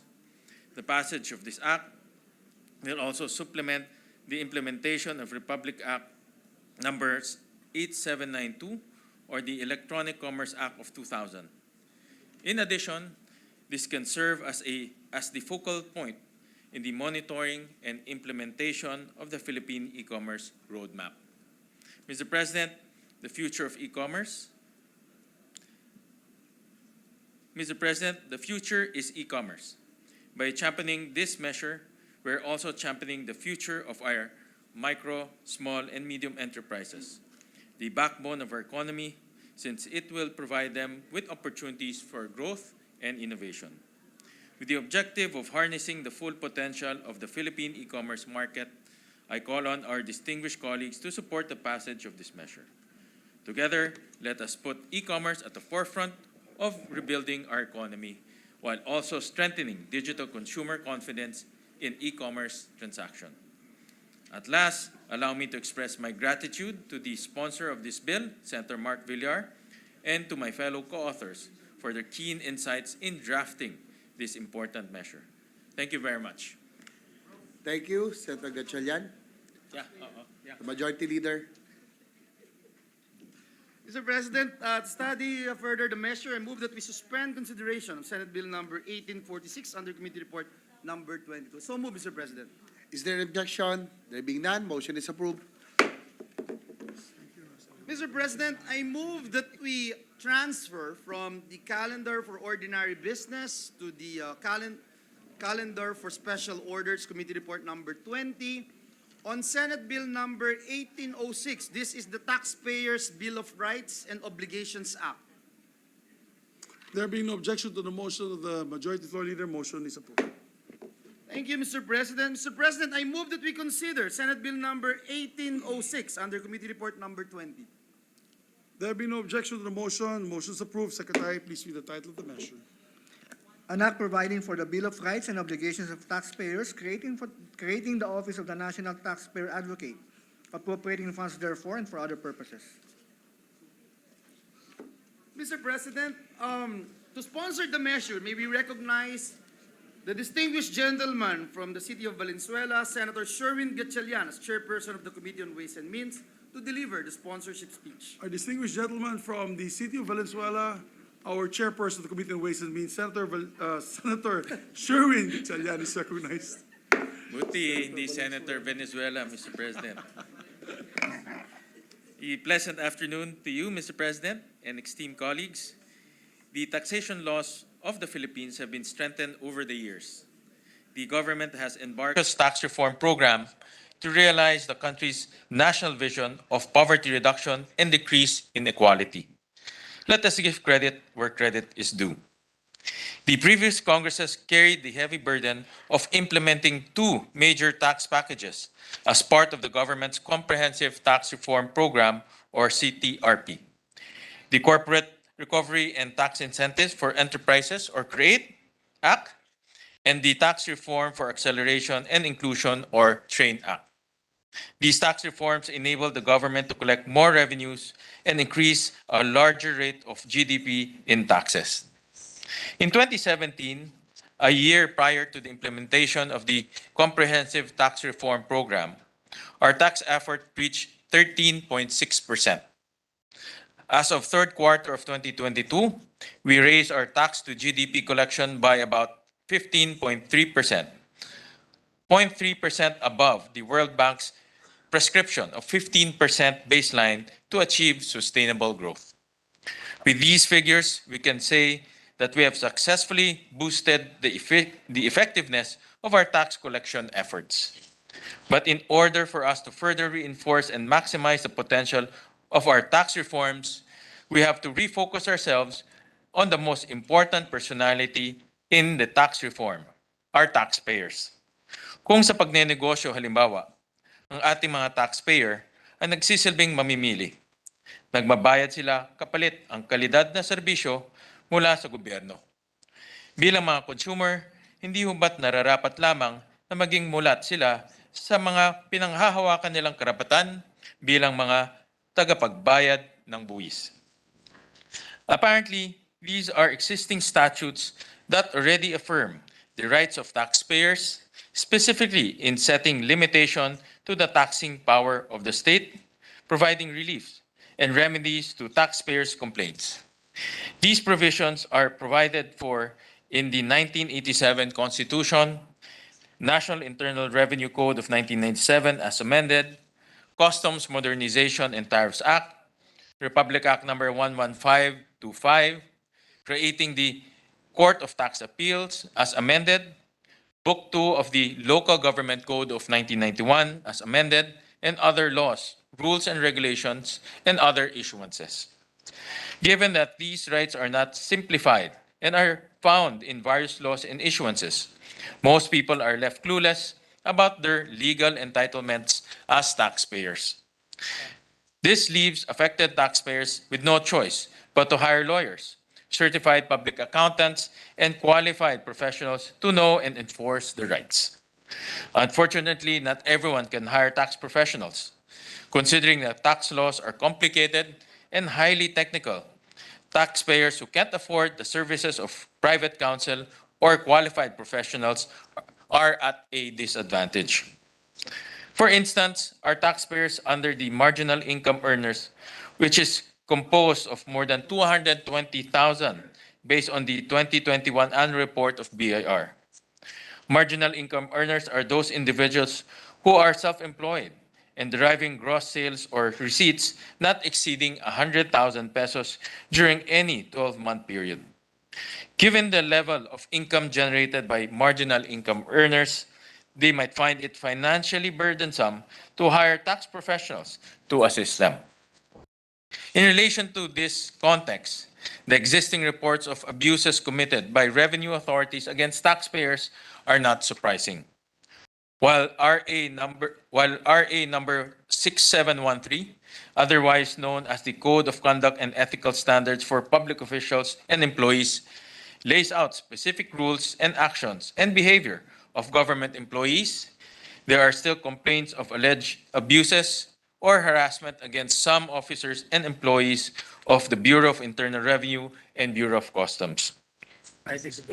In the April 2022 report of the Revenue Integrity Protection Service of the Department of Finance, 55% of the 468 employees investigated from the period July 2016 to February 2022 were from the BOC, while 38% were from the BIR. This investigation led to the dismissal of 16 employees from service, on top of 10 who were found guilty in criminal cases. Furthermore, on July 11, 2022, the BOC reported that 3 of its personnel were dismissed, 27 were relieved, 1 was reprimanded, and 7 were suspended for having been found to have engaged in irregular activities. Their investigations further led to 249 employees being reshuffled to other offices and ports from January to June of 2022. In addition to the Anti-Red Tape Authority or ARTA, disclosed in 2020 that the BIR topped its list of most complaint agencies, receiving more than 900 complaints from the public.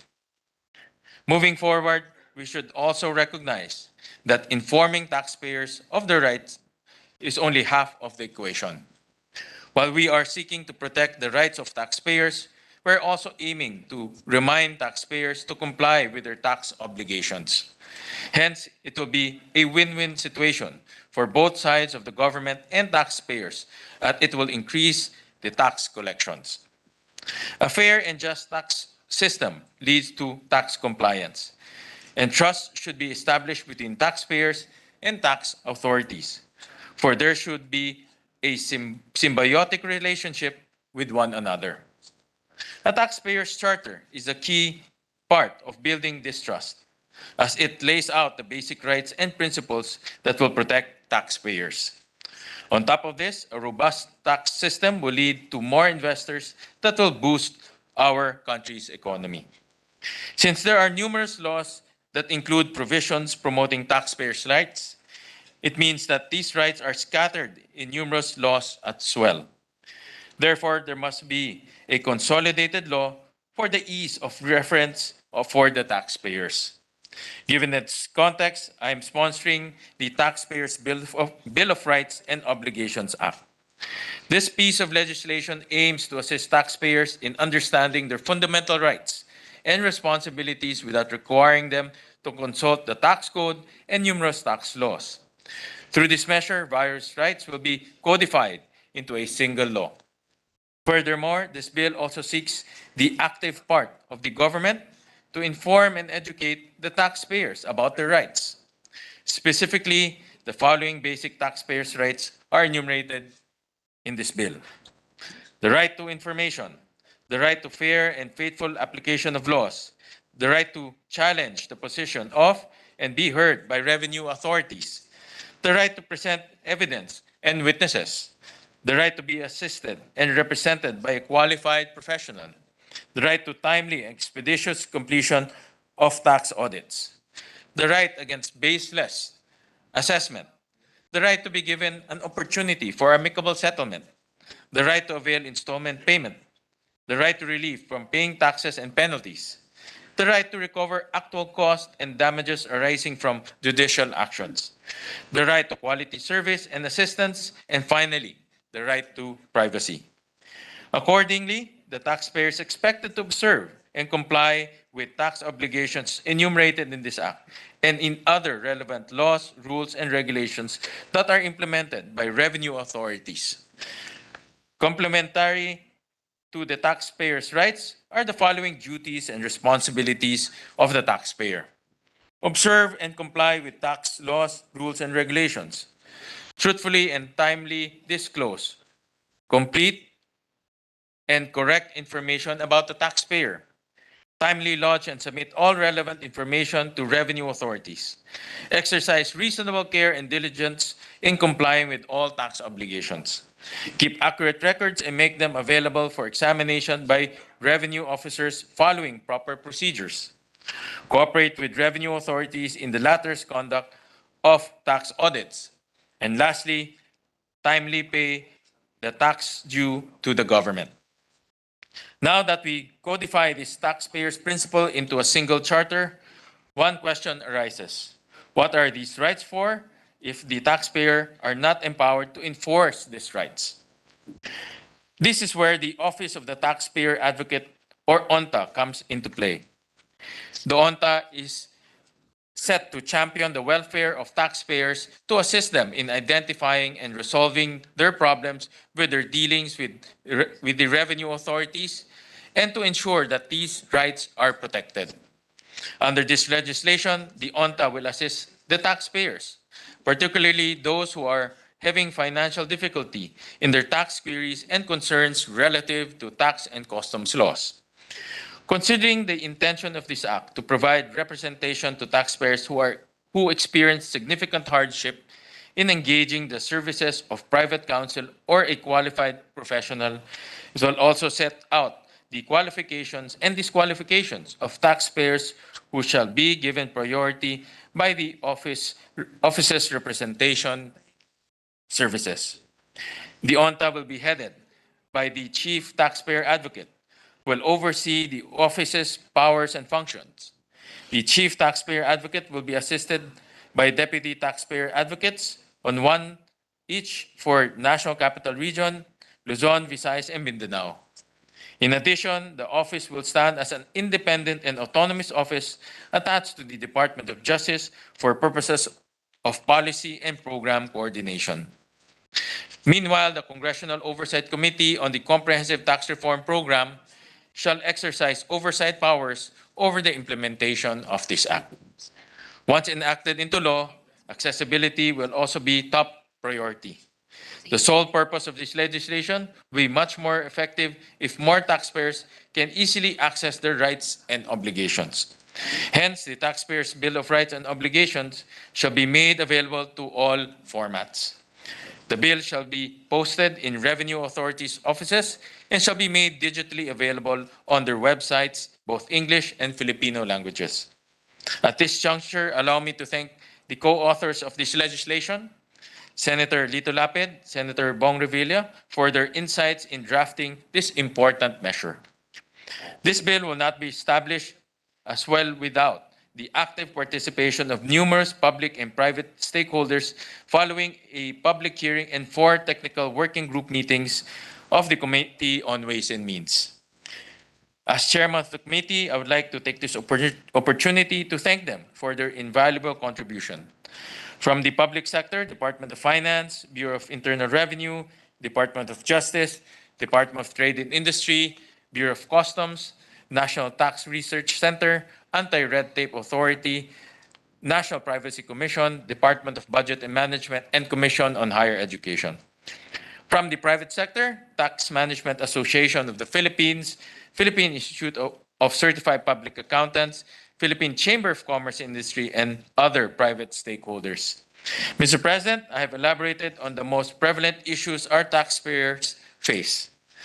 As early as the 16th Congress, efforts to pass a taxpayers' Bill of Rights were already initiated. During the 17th and 18th Congress, 10 bills related to the same subjects were also introduced. By passing this measure, we can make it simpler for our taxpayers to know their rights as they interact with tax authorities, thereby increasing their trust and confidence to the government. Once we gain their trust and confidence to pay their fair share of taxes, we can definitely boost revenue collection. Ang bawat sentimo ng buwis ay pinaghihirapan ng ating mga kababayan. Napapanoon na upang masuklian natin ang kanilang kontribusyon na instrumento tungo sa kaunlaran ng ating bansa. Bilang mga mambabatas, palaganapin natin ang ating papel sa pagprotekta ng karapatan ng ating mga taxpayers. Para sa bayan at para sa kapakanan ng ating mga kababayan, isulong natin ang panukalang ito. Mr. President, it's up to now to the 19th Congress to make this vision a reality. After all, when else could be a better than now to pass the Taxpayers' Bill of Rights and Obligations Act. Thank you very much, Mr. President. Thank you very much, distinguished colleague from Venezuela, Senator Gatchalian. Thank you, Mr. President. Mr. President, to allow our colleagues to further study the measure, I move that we suspend consideration of Senate Bill number 1806 under Committee Report number 20. So move, Mr. President. There being no objection to the motion of the Majority Floor Leader, motion is approved. Thank you, Mr. President. Can I ask for a minute suspension, Mr. President? Session suspended for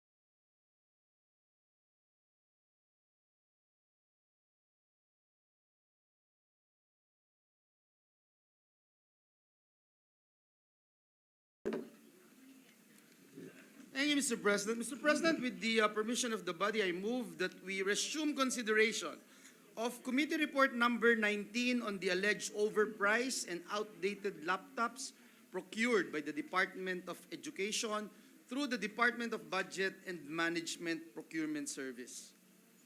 there being no objection to the motion, motion is approved. Mr. President, the parliamentary status is that we have sponsored the measure, and I now move to open the period of interpellation and recognize the distinguished sponsor from the province of Cavite, Senator Francis Tolentino, and to interpellate our minority leader, Senator Aquilino Coco Pimentel. The two gentlemen are recognized, the distinguished colleague, Senator Tolentino, to sponsor the measure, and of course, our distinguished minority floor leader, Senator Coco Pimentel.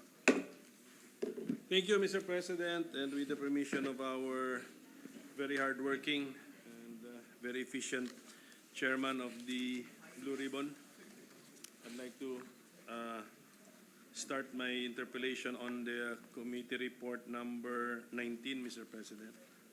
willingly, Mr. President, to the legal luminary from Cagayan de Oro. Thank you, Mr. President. Let me start by thanking our chairman for acting swiftly and quickly on the resolution this representation filed to have this transaction investigated by our Blue Ribbon Committee, and for the imaginative and organized way he conducted the hearings, Mr. President. I have not encountered such an organized way of hearing an issue where our chairman, scheduled at different dates the different stages of the transaction. So, mas madali pong naintindihan. So, congratulations for that, Mr. Chairman, and for the quick result of our hearings in a 160-page plus. 197, Your Honor. Oh, 197. Yes, of course, Mr. President, it could not have been done without the questioning coming from the good minority leader as well as the deputy minority leader and his attendance likewise, Mr. President. Yan ang mga sa dulo. So, Mr. President,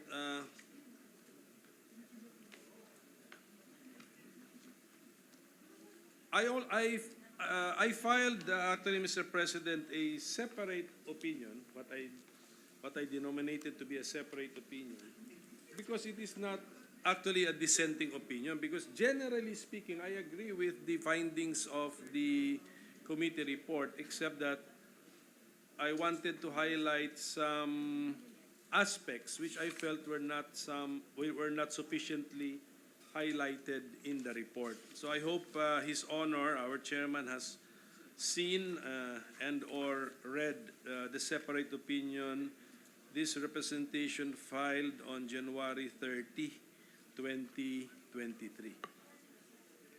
So, Mr. President, Yes, Mr. President, I have a copy of the separate opinion coming from the good minority leader. well, Mr. President, the recommendations of our committee are found beginning page 198 of the report. Recommendations for legislation and remedial administrative measures. The first one is for the abolition of the PSDBM, which this representation agrees with fully, 100%, Mr. President. And I do not think this is the first time that we are calling for the abolition of the PSDBM, Mr. President. May I know, Mr. President, why it has taken this long, or for the executive branch to grant or pay attention to this call to abolish the PSDBM? Is the PSDBM in the first place a creation of law? Does it need a law to repeal that measure creating the PSDBM, or can the abolition of the PSDBM be done by executive action, Mr. President? Yes, Mr. President, from what I gathered and from my notes here, PSDBM was created by virtue of law. It was during the time when the president then was allowed to issue presidential decrees, letters of instructions. So that was the time when PSDBM was created, Mr. President. As to the question why it has taken so long for the executive branch to get hold of the wrongdoings perceived, quote unquote, I cannot answer that, Mr. President. I will leave that to the executive branch, Mr. President. So thank you for the reply, Mr. President. So, From my research, if I remember correctly, the PSDBM was created under a letter of instruction, Mr. President, issued by then President Ferdinand Marcos Sr. Correct. Is that correct, Mr. That's President? correct, Mr. President. So, when I think, so that is a creation of the executive branch by a letter of instruction, which is not, does not need really a declaration of martial law for the president to create that PSDBM. So, if the president, the incumbent president, wants to abolish the PSDBM, can he do it by merely issuing again another presidential issuance, but this time repealing that particular LOI, which created the PSDBM way back in the 70s? In the 1970s, Mr. President? My understanding, Mr. President, is that when the LOI was issued, I think it's LOI 755, 18 October 1978, it's by virtue of the lawmaking powers of the incumbent president then. There was no Congress, there was no Batasang Pambansa yet, so this was created and this was recognized by the Supreme Court then, that the president, the incumbent president then, can issue through decrees, has a legislative making function as well, Mr. President. But I understand, Mr. President, we have an administrative code which would empower the president to likewise shuffle, reorganize continuously the different agencies within the executive branch. So if the question is whether the president can, through the Administrative Code of 1987, do this legally, I think he can, but it would entail not the total abolition of, or a total repeal of 755, LOI 755, because that is a law, and an executive order cannot modify or repeal a law. So, Mr. President, that is the reason why your committee recommended the abolition of the PSDBM through an act of Congress. So anyway, Mr. President, we can initiate the initiative here so that we will abolish PSDBM by law, but at the same time, call on the executive branch because should that be also be the decision of the executive branch, and this representation believes that he can do so by just issuing some presidential issuance repealing LOI 755 series 1978. Or transfer, I agree, Mr. President, or transferring some of the functions to another agency. But, Mr. President, for the information of His Honor, I filed Senate Bill 1802, January 30 this year, after the release of this report. It's an act abolishing the procurement service of the Department of Budget and Management, PSDBM, and for other purposes, to really make it sync with one of the recommendations coming from the committee report, Mr. President. What committee is handling the measure, Mr. President? Where was it referred to? I'm not so sure, Mr. Okay, President, sige. where this was referred. Perhaps it's either government, corporations, or if there is a committee on reorganization. Thank you, Mr. President. Anyway, we will just appeal to the chairman to fast track the processing of the said measure. Civil service, Mr. President, Civil I'm service, sorry. okay. Civil Thank you. service. And may we know why, Mr. President, the report calls for the abolition of the PSDBM? Ano na naman ang nagawa ng PSDBM dito po sa particular, ito report natin, very particular on the procurement of the laptops for teachers. So just for the record, Mr. President, ano pong nakita natin na ginawa ng, parang guilty siya eh? anong ginawa na ano ba yun? Na kasalanan na lang yung word. Ayoko nang gamit ng mas malalim pa na salita. Ano nang nagawang kasalanan po ng PSDBM at bakit nananawagan na po yung ating committee and maybe soon our plenary sa abolition po ng PSDBM?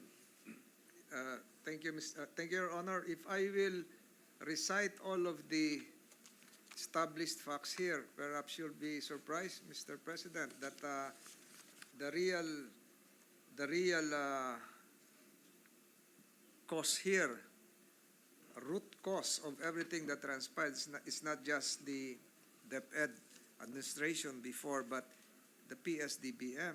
The PSDBM acted as the procuring agent and entity, and it had the sole discretion on how much,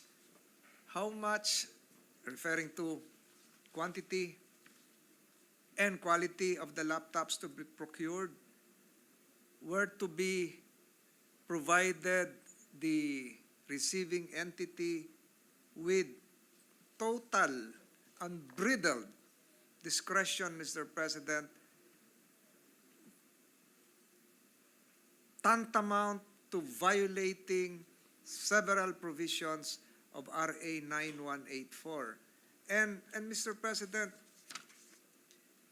during the course of the investigation, Mr. President, not just the matter of laptop was uncovered by your chairman, Mr. President, but I even discovered through documents provided by the Commission on Audit that as we speak, Mr. President, PSDBM is still holding a high-yielding savings account at the Development Bank of the Philippines in the amount of 3.001 billion pesos.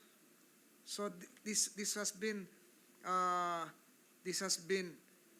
under the control of PSDBM and not remitted to the Bureau of Treasury, Mr. President. So nakakagulat, hindi lang po yung sa laptop yung natisod ko, Mr. President. Ang dami pa. Mr. President, meron pa hong ibang mga accounts na unutilized, running into billions, non-payment of VAT, running into 1.265 billion, which really deprived the national government of potential revenue. So hawak-hawak nila. Kahit hindi nila ginagastos, hindi nila sinuli kung saang agency po ang source. So, if I may recite some of the facts established why PSDBM should be abolished, Mr. President. In this case, just for this laptop transactions, Mr. President, there is no need for PSDBM because the DepEd has its own technical people and competency to secure the necessary laptops for its own use. It is beyond argument, Mr. President, that PSDBM is not the sole repository of knowledge when it comes to the procurement of technical gadgets, Mr. President. Number two, it would seem, Mr. President, that PSDBM would impose itself upon a procuring authority its own will. When, how much? To the detriment of the recipient agency, I mean the procuring agency's autonomy as to the supplies to be secured. So, Mr. President, I have with me, I've said this before, the documents called by the committee run more than 10,000 pages, Mr. President. But if we look at the purpose of why PSDBM was created, it was supposed to hasten, facilitate procurement. But in this particular instance, Mr. President, PSDBM, acting then as the procuring entity, did not hasten the procurement process, but in fact delayed it for a considerable period of time because it took them months to draft the memorandum of agreement, and it was even, as what was uncovered, antedated, and as Your Honor would say, it might have affected the entire contract between PSDBM, the legality of the MOA itself, Mr. President. So the raw deal that the government got in terms of the procured laptops originated from wrong decisions emanating from PSDBM. Yes, Mr. President. Under the structure of the government, who is supposed to be supervising PSDBM? Isn't PSDBM supposed to be led by an undersecretary from the DBM? Is that what is the requirement of the current structure, Mr. President? I would suppose, Mr. President, that it's still part of the umbrella organization of the DBM. Correct, yes. I agree, Mr. President. So, and then we saw that it was acting like it's own independent republic. Correct. So, ibig sabihin nun, we are being misled by organizational charts na PSDBM, ilalim ng DBM, and yet it is not even loosely supervised by the DBM secretary. Ang pagkakaalam ko, naguhugas kamay ang DBM secretary na wala siyang control o wala siyang concern or interest or pakialam sa ginagawa ng PSDBM. So these things happen na contracts are antedated, a specification is not complied with, and yet the items delivered, the non-compliant items delivered are accepted. So ganyan po ang nangyari. Is this a possible explanation, Mr. President, na because of the lack of supervision, the lack of the interest to supervise, has led to this, the PSDBM acting as if it is its own government, separate government, Mr. President? If you can, Ang DBM? your description probably might lead to a description of a Frankenstein unit within an agency. So the Frankenstein unit grew so big that it was able to decide on its own with great discretion and perhaps cutting the lifeline from the creator of the Frankenstein unit. So that probably would Yes, Mr. describe this situation, Mr. President. Yes. A sad state Yes, Mr. of President. bureaucratic governance. It has become a monster, in short, Mr. President, and that's why the committee is recommending that we finally slay this monster, Mr. President, right in our midst. The PSDBM was supposed to be the expert in procurement in the government service for supplies commonly used by the entire government. Bureaucracy. So the examples would be maybe paper, bond paper, folders, paper clip, ball pen, etc. But in this particular transaction, Mr. President, we are now talking about laptops. So are laptops now considered, do we accept that laptops in this day and age are common use supplies that theoretically could have fallen under the jurisdiction of PSDBM for procurement, Mr. President?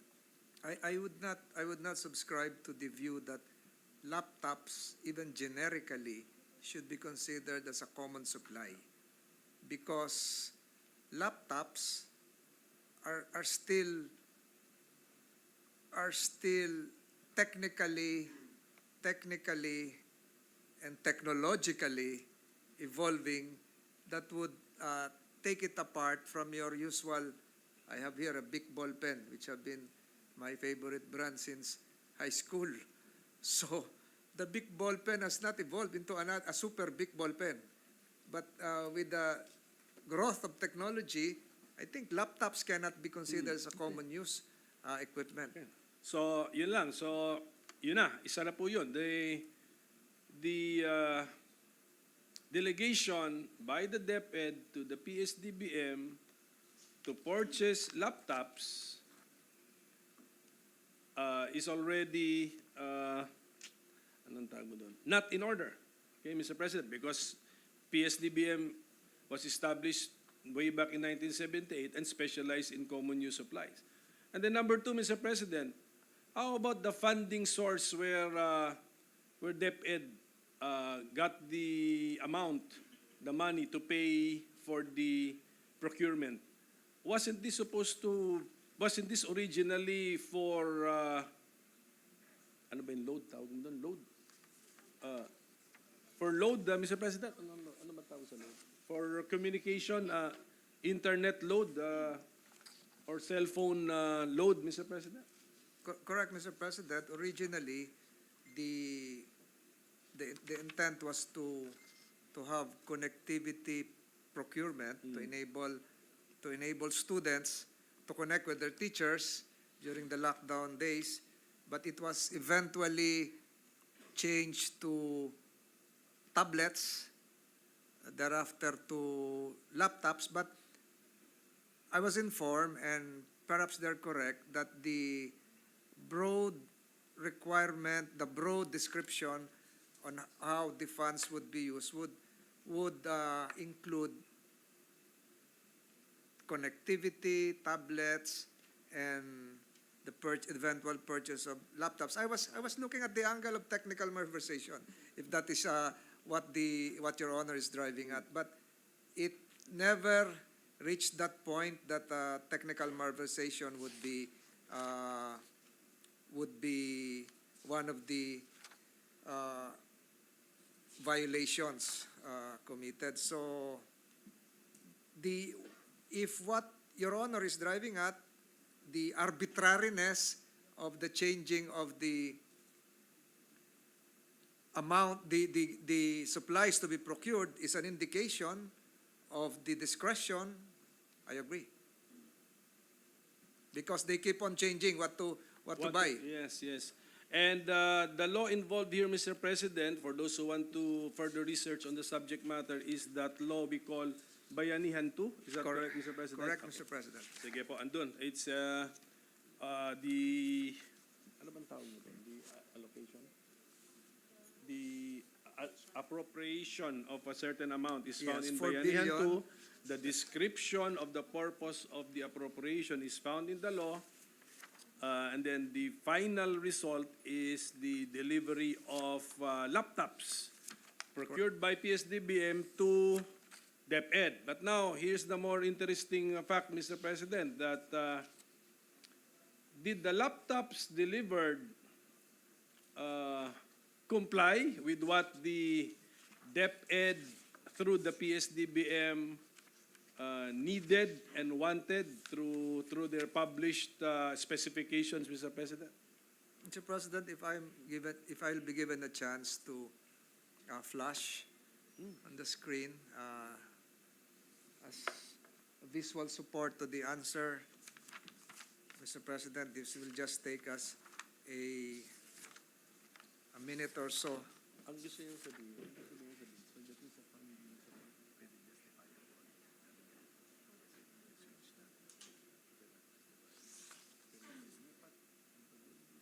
So, Mr. President, while waiting for, we have it, Mr. President. the laptops, it's there, the laptops, the required the required technical spec was supposed to be 1.9 gigahertz, if it's there. No, this is the speed. So this is the simulation that, but it will, that's also part of that booting up, starting up, booting up 48.65 seconds as against 18.97 seconds. The opening of Microsoft Word, 10.36 seconds as against what is available for that price, which is 1.15 seconds. So on another slide, Mr. President, you will see the, can we have the next slide? The bidding documents, the requirements would need 1.9 gigahertz. But what was delivered was 1.8. It's not that. Yes, that's correct. That's correct, Mr. President. And given that very simple fact, isn't that violative of a very basic principle in bidding or in a procurement law, that the supplier must deliver what is wanted by the procuring entity, Mr. President? Correct. So if DepEd through PSDBM is requesting for laptops with this processor speed of 1.9 gigahertz, can a supplier legally deliver laptops with a processor speed of 1.8 gigahertz, Mr. President? In this case, Mr. President, there were variations. Before the acceptance, there was a technical opinion on the part of DepEd. DBM stated that they shall defer to the expertise of DepEd in terms of technical requirements. So a lot of these variations, Mr. President, this procedure led to the acceptance eventually of the receiving entity of the laptops, although of inferior quality, because there were technical justifications made, Mr. President, during the bidding process and the delivery, such that it reached a point that the joint venture's delivery was accepted by DepEd, and it was likewise concurred in by PSDBM. So all of this, we call that in our report a chain of circumstances. All of this would show that it is not just convoluted and a roller coaster, but it reached a point that your committee turned it conspiracy, Mr. President. A criminal conspiracy, Mr. President. So Correct, violative of the law. Yeah. Correct. Yes, Mr. okay, so I agree, Mr. President. That's why I stated earlier that generally this representation agrees with the report. So that is what happened, so that our people will know. No, in fairness to all of those conducting public biddings to the letter per the law and the IRR, when you announce the specifications of the items that you are procuring, the items to be delivered must comply or be better, because Yes. these are floor specifications, not lower. So I think in this particular case, the supplier, the winning bidder, justified that they could deliver a laptop with slower processor speed because it has a bigger cache. But I think the committee did not accept such an argument, because it's basic that when you publish the processor speed must be 1.9 gigahertz, you cannot deliver 1.8 gigahertz and then use some other feature to say that it's better than the 1.9 gigahertz. So I congratulate I agree, Mr. the committee, Mr. President, and I fully agree with the firm stance taken by the committee. I totally agree, Mr. President. Two things could have transpired. One, the supplier could have delivered according to the specs. They failed. Second, DepEd could have rejected delivery, which did not transpire also. So, Mr. President, again, the roller coaster would show the chain of circumstances that there was indeed connivance. Mr. President, magkano po yung totality ng kontrata na 2.4 billion, Mr. 2.4 President. billion? Anong petsa po ba nangyari ito na pinag-uusapan yung 1.9? Kasi ang gusto ko sana malaman kung at that particular point in time, 2021 ba ito? June? May 2021. Let's say May 2021. Yung May 2021 ba, Mr. President, ang 1.8 gigahertz na processor ay masasabi na nating old, outdated, or obsolete? My point, Mr. President, is, magkano to? 2.2. So for 2.4 billion pesos worth of old stock was able to be dumped to the DepEd, and then may kumita to the tune of the profit from the 2.4 billion transaction. In fairness, Mr. President, it was not that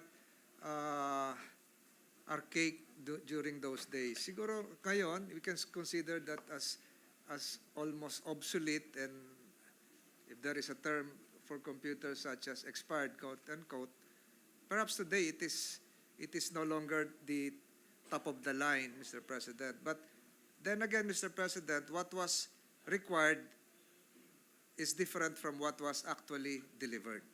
That was established. Yes, that's correct, Mr. President. And you're correct, 2021, Mr. President. June 2021. And then if we look at the price, Mr. President, that particular laptop delivered with not in accordance with specs, with processor speed of 1.8 gigahertz, would have cost around 23,000 pesos. Mataas na siguro yun. 23,434. Yes. Not even taking advantage of the so-called economies of scale. And yet when we took advantage of the economies of scale by ordering in bulk 2.4 billion pesos worth, the unit price became around 55,000, Mr. President. Is that correct? 58,270. 58,000 plus. Correct, Mr. Mr. President. So We have a slide, Mr. President. yes, so If it will interest the good gentleman. kaya nga, Mr. President, that's why mayroon talagang kababalaghan ba yung tawag mo dyan, or yung hindi mo talaga ma-explain, because that's supposed to be the expert in procurement, Mr. President, established in 1978. 40 plus years in existence already.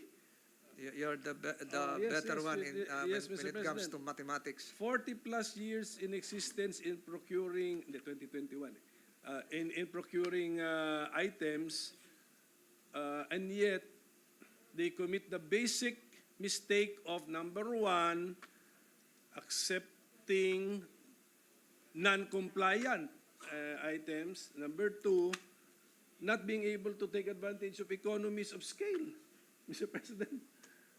Yes, Mr. President. So, in page 129 of your committee's report, we note that Celeron and Intel Celeron 6305 is the 11th generation model, 1.8 gigahertz frequency, launched in the fourth quarter of 2020. So it would have expired.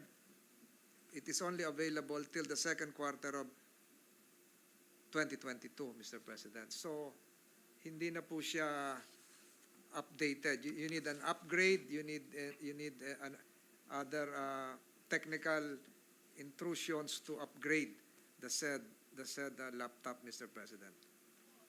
And then, Mr. President, just for the information of everybody, I think the committee found out that the memorandum of agreement between DepEd and PSDBM, which was needed to delegate, no, to delegate the power to procure, making the PSDBM the agent of DepEd, was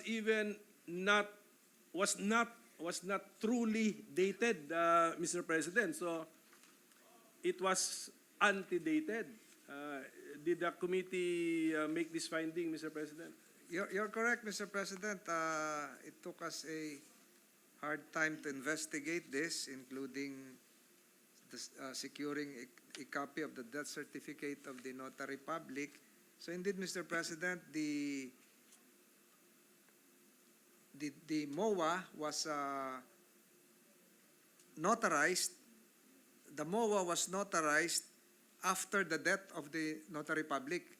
So we're now speaking of May, June, when it was supposed to be dated February, Mr. President. So again, this is just part of that one chapter of this roller coaster investigation, but it just shows the chain of circumstances here, Mr. President, would have an eerie effect when we talk of the Frankenstein and all of the ghostly matters contained Oh, in.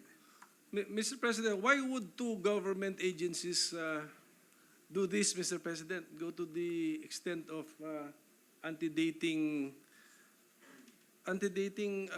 a contract, a memorandum of agreement, which we could even consider to be a standard, Mr. President. If you want to tap PSDBM, you enter into a MOA. So why the need to antedate, Mr. President? Perhaps, Mr. President, the logical consequence from our own inferences made was that, Mr. President, they were trying to meet a deadline. The deadline would be perhaps second quarter of 2021, when everything would have to be spent, and then so they have to antedate it 16 February 2021. So to meet all the requirements, disbursing timelines, Mr. President. Because if the antedating was not done, Mr. President, does that mean that all the acts done by DepEd as principal or by PSDBM as the delegate or the agent before the actual date of signing of the MOA would be invalid or void, Mr. President? That could be an inference. But, Mr. President, to recap the timeline, the amount of 2.4 billion was already obligated by February 18. So it has really, it has to match with the date of notarization. So when it was obligated February 18, the notarization was February 16, it would fall within the timeline as they would want it to appear, Mr. President. So June would be far. But as to your question as to whether it would invalidate all, the committee did not meet that issue head on, because it would entail crashing into various operative facts that an event prior to invalidation would have to be considered regular, especially when advantages were likewise secured by the government. In this case, government was able to secure the laptops, though not working according to the specs. The bags were secured. The bags were not in accordance likewise with the original specs of ballistics. It turned out to be polyester. So that's how it works, Mr. President. So the committee veered away from that Yes, Mr. issue. This is where I diverge with the findings or the conclusions of the committee, Mr. President. I think the committee recommends the return of the overprice at 900 79. 900 plus, about If we can post it, Mr. President, you want me to post the slide? 979 million pesos, Mr. President. This representation, Mr. President, believes that even the MOA, which is the anchor of all of these transactions, the basis, since it was actually signed sometime in May, it was actually executed in May, but made to appear to have been executed. All the acts, so the MOA is void, invalid and void for being falsified. So all the acts before the actual execution of the contract in May, so that means February, March, April, all the acts by the principal or the agent are also void. Therefore, everything is void.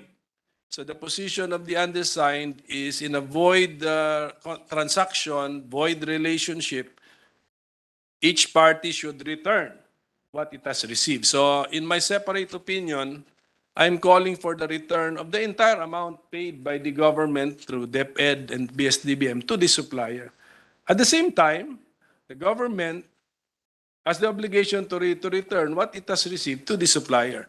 But recovering the 2.4 billion pesos is not contingent or dependent first on the return of the government of the laptops. Separate obligations po nila yon, being void. So this is where we differ, Mr. President. So I am calling for the return of the entire 2.4 billion pesos, Mr. President. That's another school of thought, Mr. President. But I'm showing on the screen. This is. Can you enlarge this? Parang putol. Ito yung Mandatory. No. The entire page should be shown. So this will show, Mr. President, the actual amount. At the bottom is 979 million plus, and this is how we arrived at. We were able to secure a copy of the bill of lading. The actual price is indicated at the right top side portion, Mr. President. So, but as to the theory of the good gentleman from Cagayan de Oro, it might have a leg to stand on, Mr. President. But we should also take into account that there are various. There are various. Pardon me, Your Honor. I thought you. There are various agreements before without the existence of a memorandum of agreement. And I think even the Procurement Act, Republic Act 9184, is silent as to the requirement of a memorandum of agreement. It just came out here to show how that Frankenstein was engulfed in a web of their own making. But in other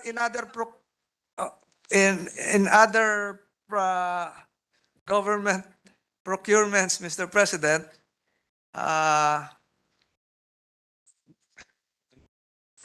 I'm still there. I'm still here.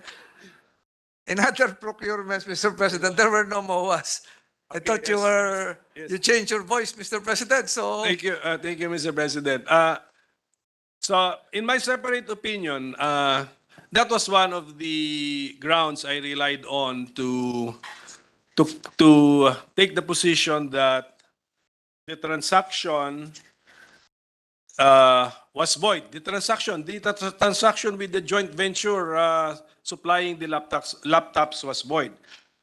Because there are, and in addition to that, there are mandatory provisions in our procurement law that were not complied with. And there is a case, anong case yun? Anong page yun?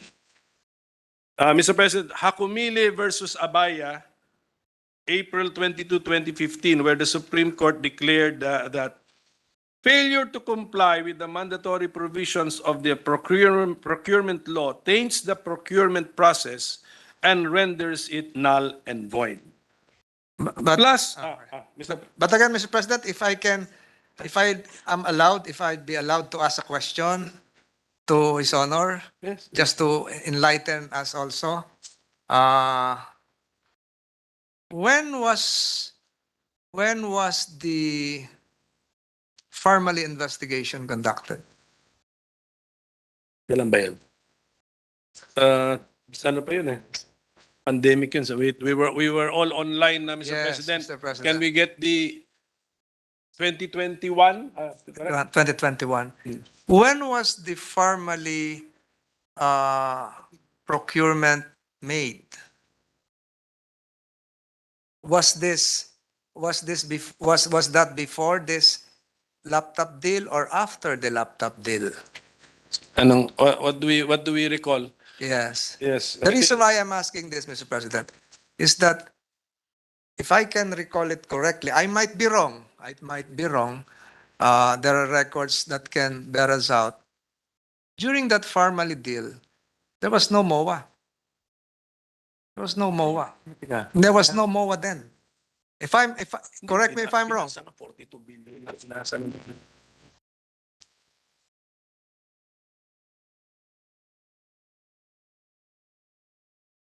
Yes, I think there was a MOA as to the 42 billion. Yeah? There was. Transferred by DOH to the PSDBM. Because the amount transferred was more than just the 8 to 11 No, billion. the MOA as to the procurement of the supplies involved in the deal. What I'm saying is this. There was no MOA then, and then a MOA was crafted for this, and that was a defective MOA because of the dates, the signing of the notary public. So it was again part of the lapses committed by PSDBM. Yes, thank you, Mr. President. But the conclusion that everything was void is based on the fact that the MOA is invalid, falsified, antedated, notarized by a deceased notary public, plus some other factors, Mr. President. For example, it's my opinion and my finding that the specifications for the laptop to be ordered were tailor-fitted for the supplier already identified in advance, Mr. President. So tailor-fitted because there were some, I think there were some specs there where only a Dell laptop would be able to comply with. Ano yung tatlo? There were three. There were three. Show me the three. For example, number one, connectivity flip down RJ-45 LAN port. Number two, security wedge-shaped chassis security lock slot. And number three, pre-installed optimization performance improvement. So these were objected to by some of the bidders that only their laptop would be able Qualified. to supply this. And then I also find that the price per unit was actually changed by the PSDBM, and they used the price per unit quoted by one of the components of the joint venture, which carried only Dell laptops, Mr. President. And in addition to this, we also found that the joint venture of SunWest Construction was ineligible to bid for this procurement. The position of this representation, Mr. President, is that all the components of the joint venture, which is interested to bid for a particular procurement, Mr. President, must have mayor's permit or business permit on a business directly related to the item that they want to supply the government with, Mr. President. So one of the components of the joint venture which won this 2.4 billion contract is a construction corporation or company, Mr. President. And we are talking about supplying the DepEd with laptops, Mr. President. So in my opinion, this made the joint venture, the three-member joint venture which won this 2.4 billion contract, ineligible. And then, of course, the non-compliance with the technical specifications. The government needed and wanted 1.9 gigahertz. The winning bidder said, we will give you 1.8 gigahertz processor speed, and yet we accepted that. And there's also a mandatory provision, Mr. President, on how to resolve protests by aggrieved bidders. And when we look at the timeline and the procedure followed, the back and the hope, the back, ano ba yung back bidding, bids and awards committee, and the hope is the head of procuring entity of the PSDBM did not follow the mandatory requirement on how to, first of all, to give chance to an aggrieved bidder to protest, and then also that the number of days that they are given to resolve the protest. So, because so taken in totality, Mr. President, my conclusion is that we have here avoid MOA, avoid procurement process, therefore avoid transaction with the supplier. Hence, everything is void, return. 2.4 billion pesos must be returned to the coffers of the government, Mr. President. Mr. President, I totally agree with Your Honor that as to the matter of joint ventures, there has got to be an amendment to our existing procurement reform act. In fact, this representation, with all due respect and modesty aside, filed Senate Bill 1803, the twin bill of the other measure which I filed. So, Mr. President, this would call for an amendment of existing laws which would require that all the members of a joint venture should have the same primary purpose. If you're a bookseller, you should also partner with the bookseller, not with a manufacturer perhaps of shoes or belts, Mr. President, or a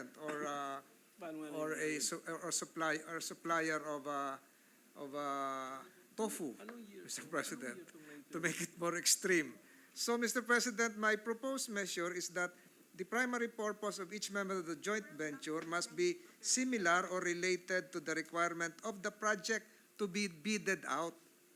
If you will bid out for a subway, you must have competency in railroads, in making coaches, Mr. President, not making horseshoes, Mr. President. So this is the reason why and each member of the joint venture shall be jointly and severally liable to the procuring entity in cases of breach or failure to comply with the requirements of the project. So the requirement as the SEC, barangay, etc., these are all covered by my proposed measure, Mr. President. So we will not have a repeat of this. So, yes, Mr. President, and I've asked my staff here, Attorney Chati, who is my expert in procurement law, and she has told me that we have had this procurement law since 2010. So, imagine, for 13 years we have been allowing this, Mr. President. And then, I think the current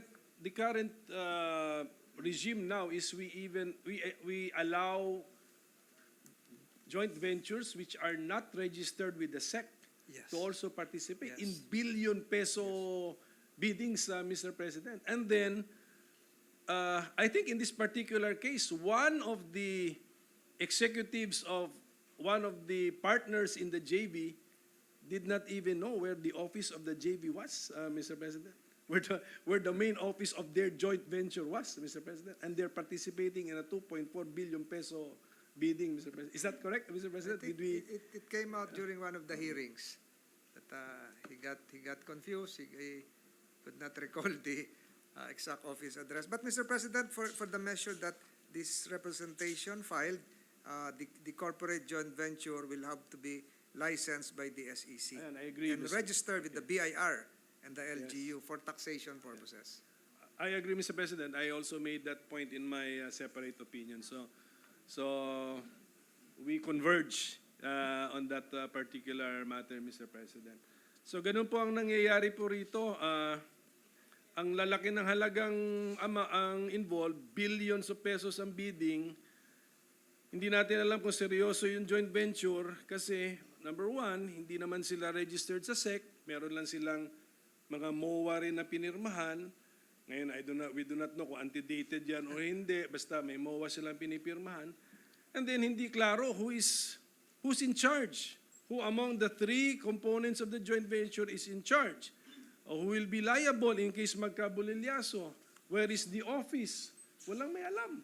And we have allowed this to persist for 13 years, Mr. President. And they are now reaching into billions of pesos of government contracts. So I think we should I totally agree, Mr. act President. quickly, Mr. President, before kasi if there is a fly-by-night corporation, there could be fly-by-night joint ventures, Mr. President, if we are so informal with them, Mr. President. Yes, Mr. President, I totally agree. Even the corporation code would have to be amended. Is a separate interim board of directors required for a joint venture? Do they have a limited lifetime after the expiration, after the completion of the joint venture agreement? They have to die as a juridical personality, or do they survive the project itself? So this has to be cleared even in our Corporation Code of the Philippines, Mr. President. If I remember, Mr. President, during the Farmally investigation, we were given parang a list of the winning bidders and the amount of the contract. Meron yata sa top 3 doon, if I remember correctly. A construction company, Chinese construction company.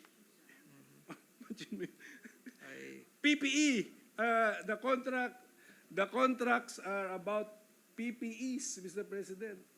And the winner in billions of pesos is a construction company to deliver PPE, Chinese construction company. So this is Perhaps they manufacture hard hats, Mr. so, President. Mr. President. Now, so did our committee report make a recommendation? It clearly made recommendations to file criminal complaints or charges against the government officials. Yes. But how about, Your Honor, those who conspired with the government officials, like the components, the 3 separate corporations making up the winning bidder, the JV of SunWest Construction, Mr. President? Yes, Mr. President, we have made a recommendation concerning that because we aligned this, Mr. President, with several Supreme Court cases, Mr. President, notably making the private partner or participants liable like the public officials.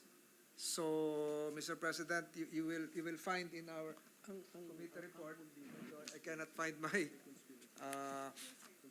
notes here. You will find in the committee report, Mr. President, that the principals, representatives, and or agents of the joint venture corporation or the partners who may have colluded or conspired, supported by competent evidence, are likewise violators of Section 3 of Republic Act 3019, Mr. President.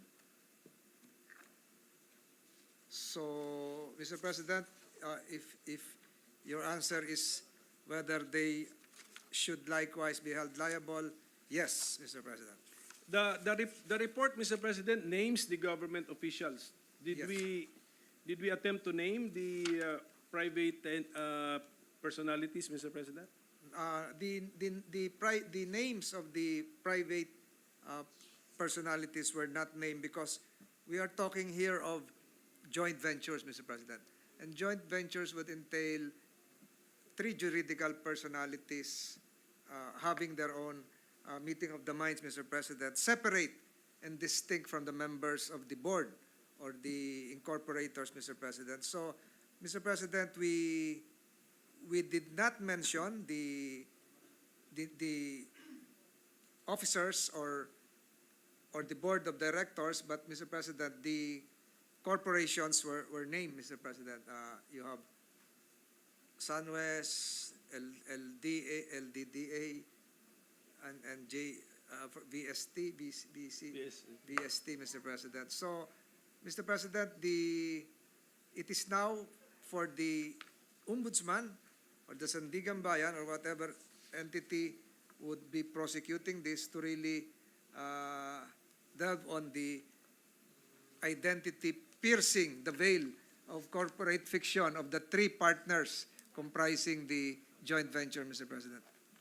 Yes, Mr. President, the winning bidder is the joint venture of SunWest Construction and Development Corporation, LDLA Marketing and Trading Incorporated, and VST ECS Philippines Incorporated. VST, So, yes. At the moment, Mr. President, under Philippine law, as of the moment, we cannot charge a corporation criminally, Mr. President. Unlike in some jurisdictions, I think in the United States, they can find a corporation criminally guilty. But here we cannot do that. So really, if there is a conspiracy, that means that it must have been individuals, Mr. President, who conspired with the government officials named in the report, Mr. President. You're correct, Mr. President. We cannot imprison a corporation, but here the conspiracy would now involve the individuals. Yeah.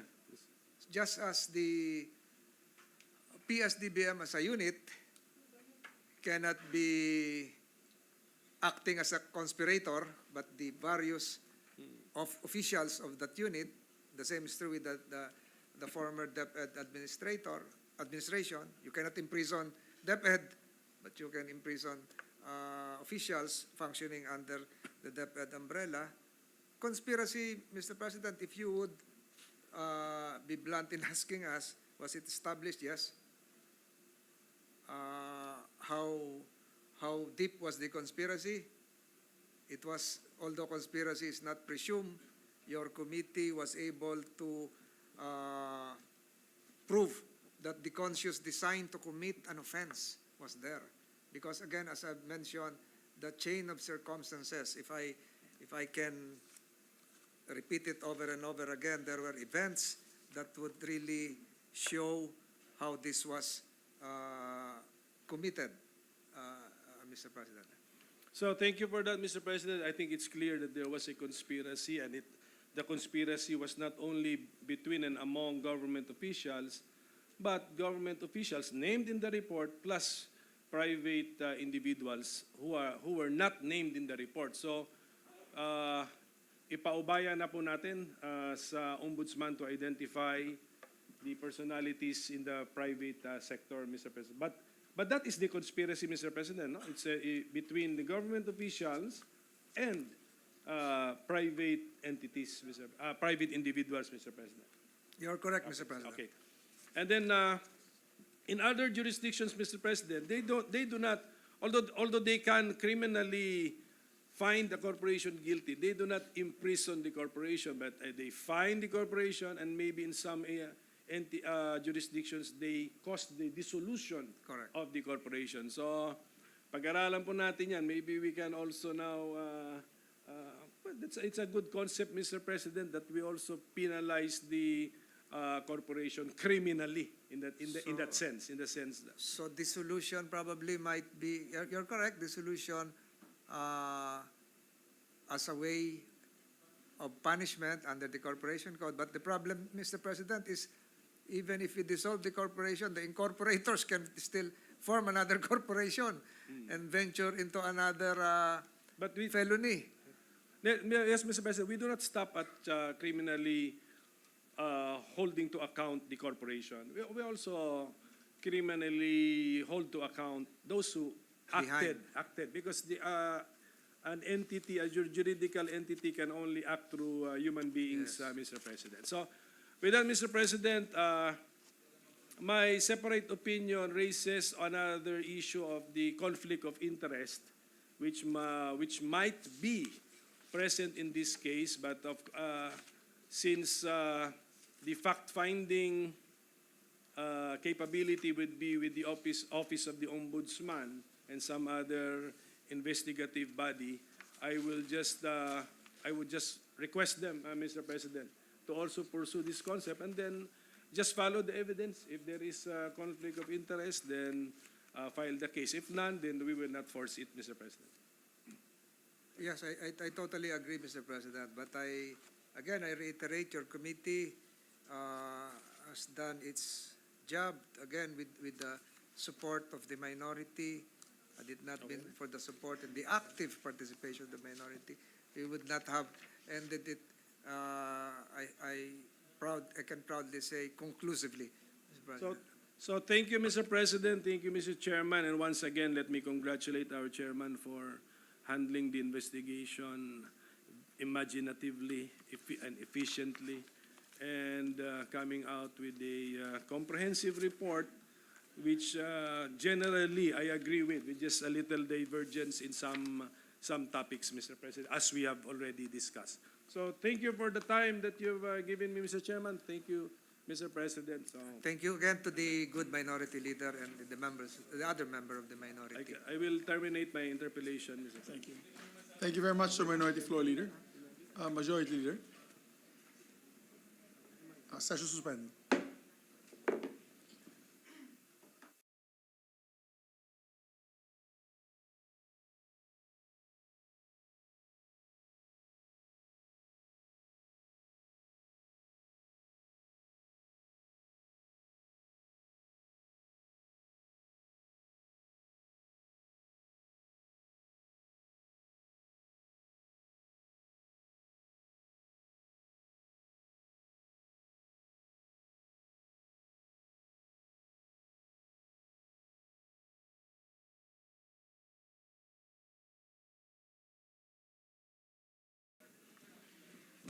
Mr. President, I move that we suspend consideration of committee report number 19. There being no objection to the motion, motion is approved. Likewise, Mr. President, I move that we recognize Senator Sir Sherwin Gatchalian and for the period of interpellation on Senate Bill number 1604 under Committee Report number 17, an act establishing an academic recovery and accessible learning or ARA program, appropriating funds therefore and for other purposes. So our sponsor is Senator Will Gatchalian, and next to interpellate is Senator Francis. Yes. Senator Francis Tantino. There being no objection to the motion to take up the bill of Senator Gatchalian, which is the Committee Report number 17 ARAL program, and to interpolate Senator Tolentino. We recognize the sponsor, Senator Gatchalian, and to interpolate Senator Tolentino. Thank you, Mr. President. If I can ask some questions to the good sponsor, I'm just allowing the good minority leader to rest for a while.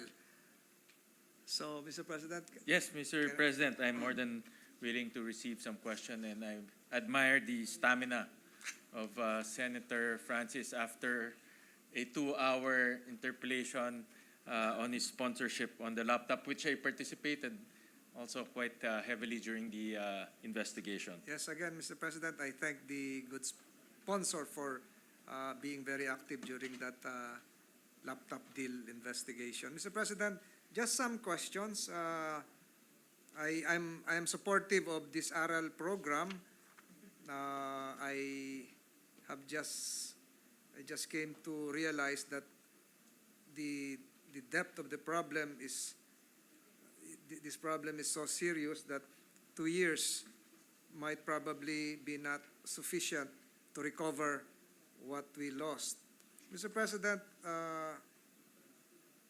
will Section 2 of the proposed measure just cover those learners who did not enroll starting 2020 to 2021? Well, Mr. President, the coverage of the bill will cover students who did not enroll for school year 2020-2021. This is the time of the pandemic. And then number two, those who fall below minimum proficiency levels in 3 subjects: language, math, and science. Language being reading in particular, because in the parlance of DepEd, reading, writing, as well as comprehension all fall under the subject of language, Mr. President. So, Mr. President, so long as the student was not able to enroll for that period, even if they're not lagging in the classes, they will still be covered by the ARAL program? Or is it a requirement that they should also be falling behind? Yes, Mr. President. However, Mr. President, in part of the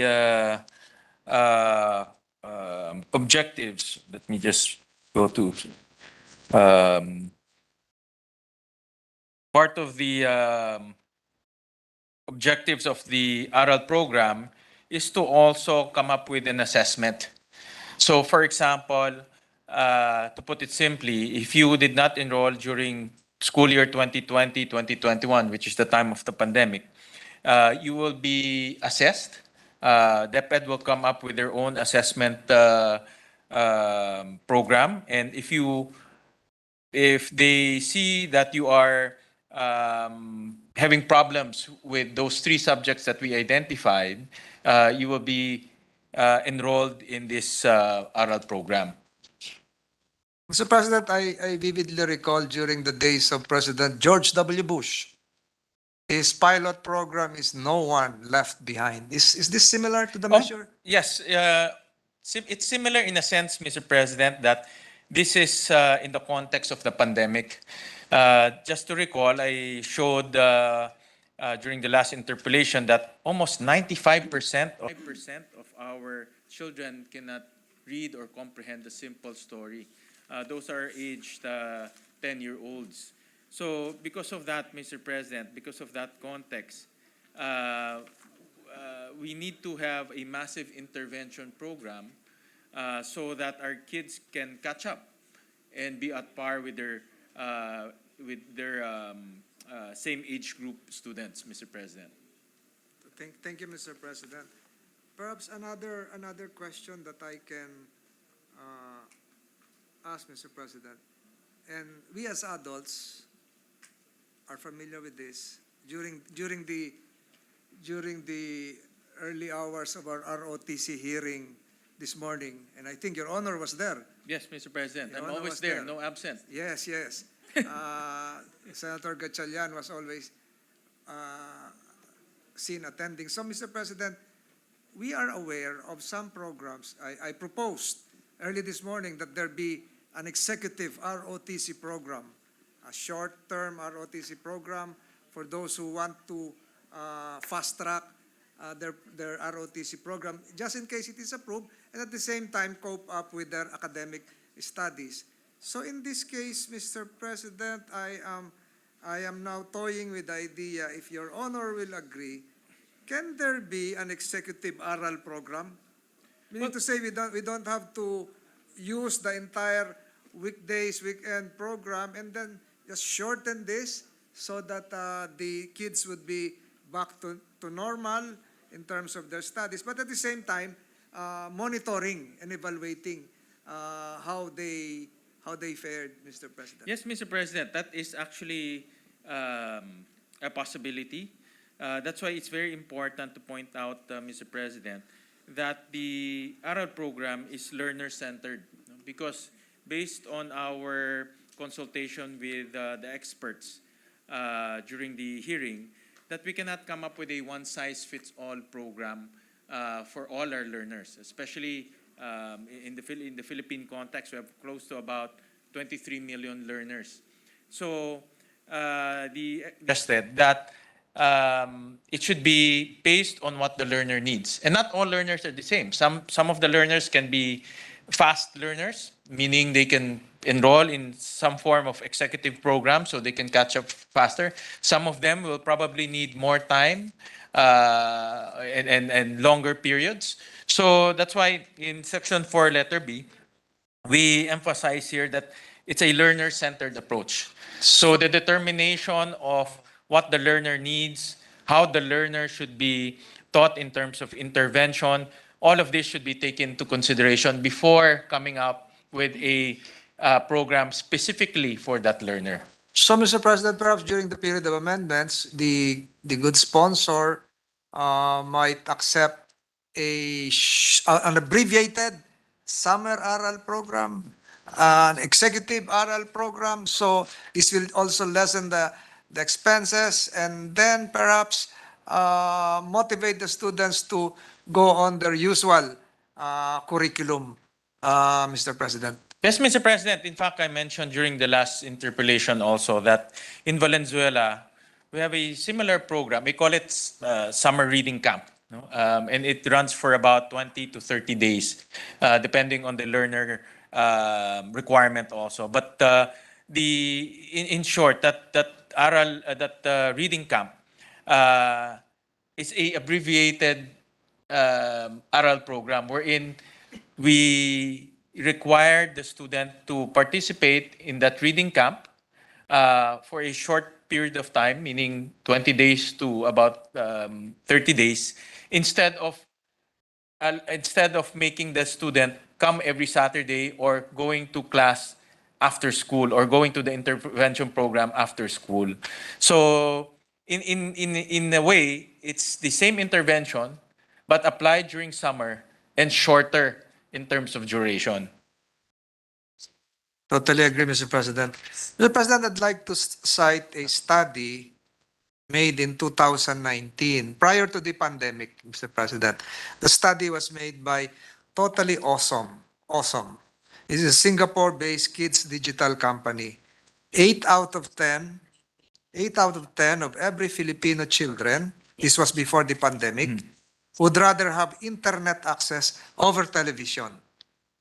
A total of 320 internet users aged 4 to 16 years old were asked to choose between internet and television. And a whooping 84% said they prefer to stay online than tune into the small screen, just 16%.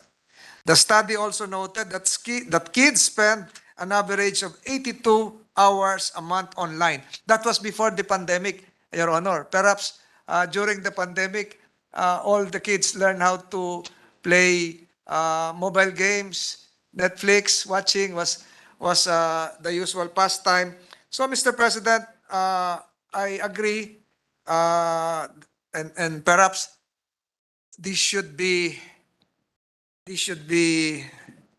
taken into consideration by His Honor. While the bill proposes the allotment of airtime in each broadcasting network for supplemental tutorial video materials, 1 hour, but based on our experience, will the tutorial videos be shown during classes, and would they be effective? Would this be shown during weekends? Pag weekends, baka mag-internet na lang po, Your Honor, no offense. So, how will this be rolled out, Mr. President? yeah, Mr. President, there's an existing law right now. This is RA 8370, or the Children's Television Act of 1997, wherein the networks are required to show children-oriented programs for an hour a day.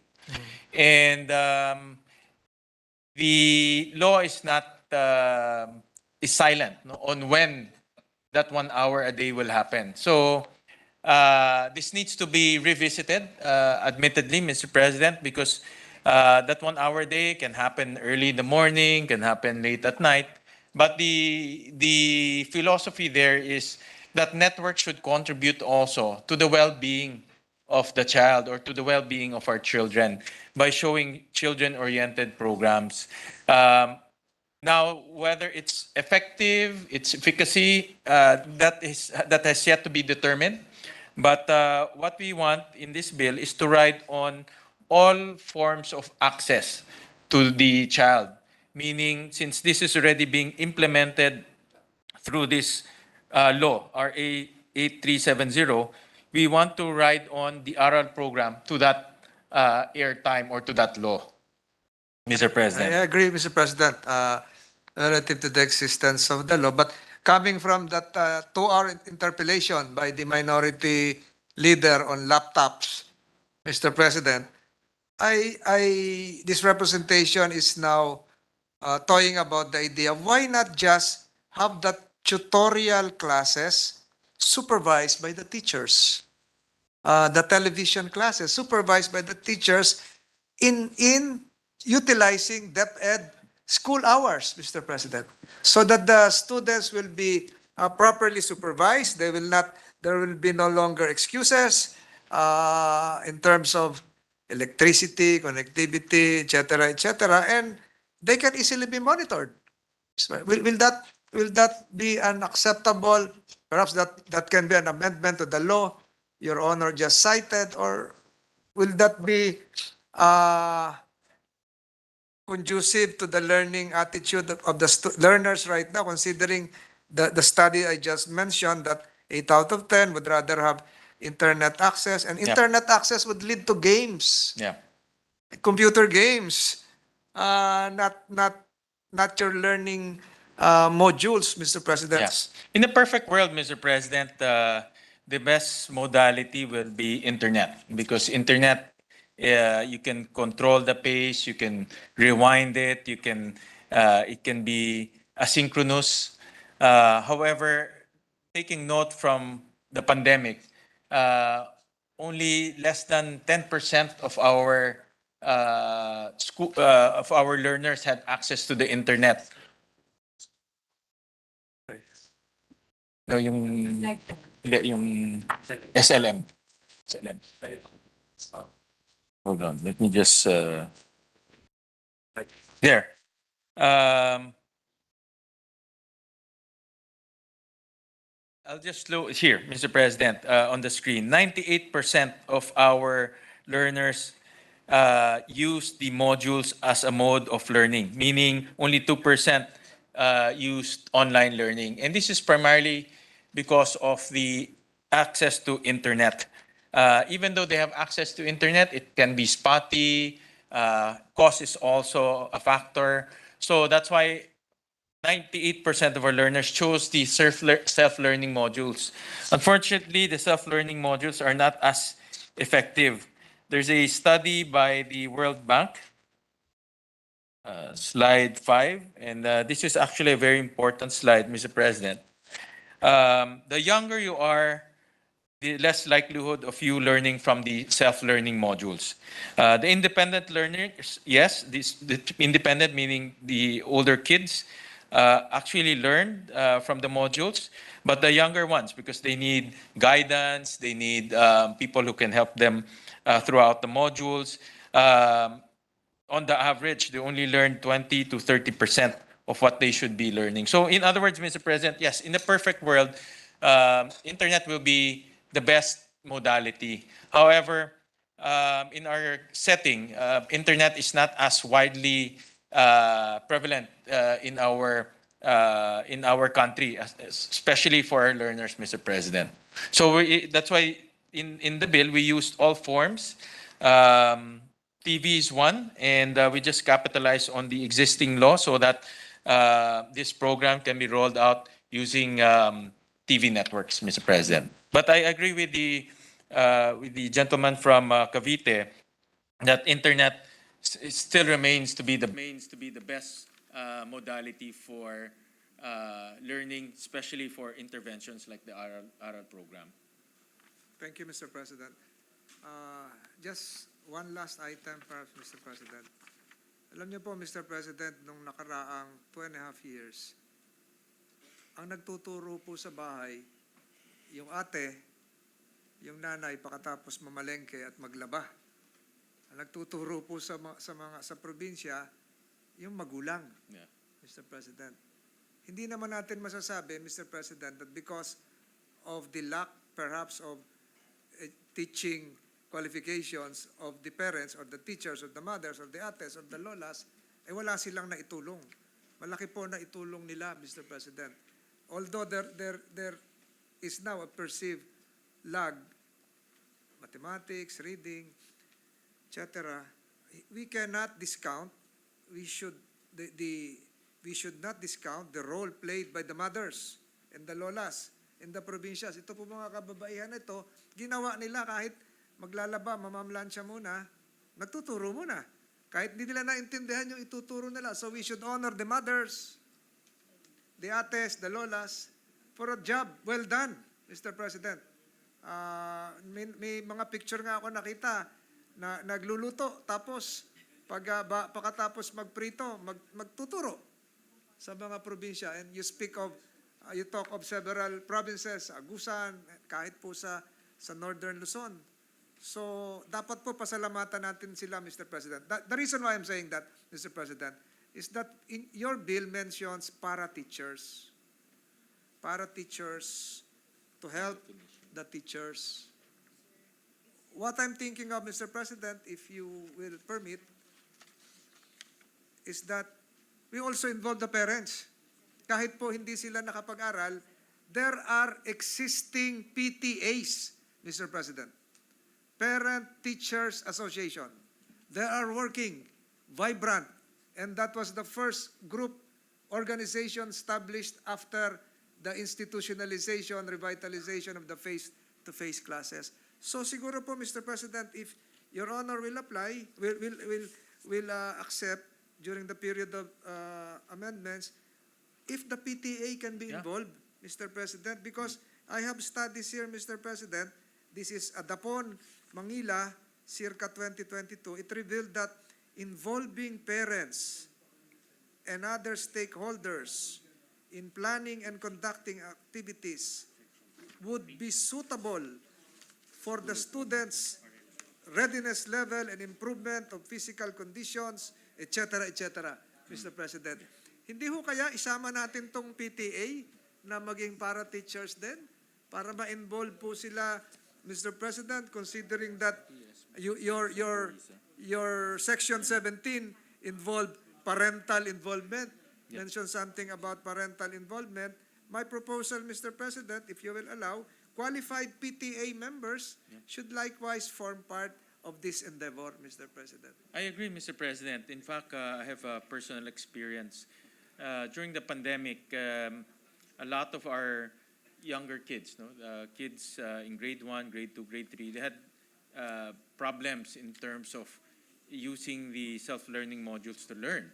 And their parents also, and you're absolutely correct, are either busy or they themselves had problems teaching. So I remember retired school teachers in the community banded together and organized a community tutoring program. Within their community lang, because at that time it's against our health protocols to go around. And but they took it upon themselves voluntarily to reach out to those kids who are in need of additional tutoring time, and either through online or physical.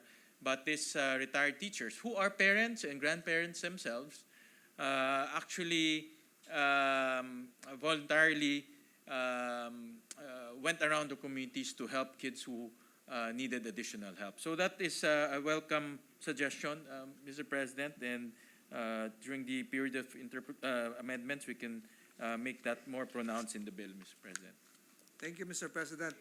Thank you likewise to the good sponsor for being a caring public servant, always looking the welfare of the students. Thank you, Mr. President. Arigato gozaimasu. Thank you, Mr. Sayonara, President. Mr. President. I think that is the result of a 2-hour interpolation. You, Japanese na ho ang Japanese na ang salita ng Mr. ating President. Senator Tolentino. Nag-sponsor pa kanina yan, Mr. President. Opo. Oo nga. Nag-defend, Napakasipag. Mr. President. Opo. Mr. President, before we suspend consideration of the measure, let me just take this opportunity, Mr. President, to congratulate our sponsor, Senator Sherwin Gatchalian, for being conferred the degree of Doctor of Education, honoris causa, by the Philippine Normal University. Congratulations, Doktor din na Our, pala si Senator Gatchalian. dear Win. Doktor. Who ignored this representation, Mr. President? Dr. Gatchalian. Thank you, Mr. President. Thank you. And I also congratulate our good majority floor leader. He's also a doctorate awardee in Bulacan State University. Oo nga. Yan. Dr. Twin. Mr. President, with that, I move that we suspend consideration of Senate Bill number 1604. I so move, Mr. President. There being no objection, motion is approved. Mr. President, just some administrative matters, and with the consent of the body pursuant to Section 18 of the Rules of the Senate, and upon instruction of the Chairperson of the Committee on Trade, Commerce, and Entrepreneurship, Senator Mark Villar, may I just manifest for the record the Who is also a doctor. Who's also a doctor, Dr. Dr. Mark Mark Villar. Villar. May I just manifest for the record, Mr. President, the creation of a subcommittee on the following measures with Senator Sani Angara as subcommittee chairperson, Mr. President. Senate Bill number 90, this is Exports and Investments Development Act. Senate Bill numbers 97, 536, 583, 782, 1041, and 1441. This is Poverty Reduction Through Social Entrepreneurship, or Present Act. Senate Bill number 761, Shared Service Facilities, a project for micro, small, and medium enterprises. Senate Bill number 628 and 793, this is the National Quality Infrastructure Development Act. Senate Bill number 1127, the Philippine Accreditation Act of 2022. I so manifest, Mr. President. Was there a concurrence from the Yes, Senator Mr. Sani President. Angara, from the subcommittee chair? Yes, Mr. President, I He believe so, knows, Mr. President. he knows about this? Yes, Okay. Mr. President. And with the concurrence of Dr. Mark, Mr. President. Well, there being no objection, the manifestation is noted. Mr. President, Senator Francis Tolentino is seeking the floor. May I move that he be recognized, Mr. President? Mr. President. Distinguished colleague from the great province of Cavite, Senator Tolentino is recognized. Mr. President, this has reference to the plenary debates a while ago between this representation and the minority leader.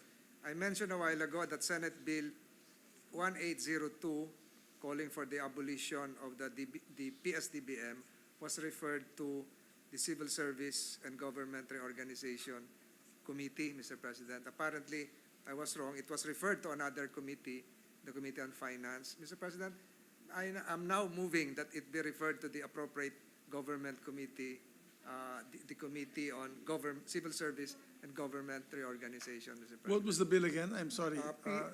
Senate Bill 1802, abolition of PSDBM, one of the recommendations of the committee report.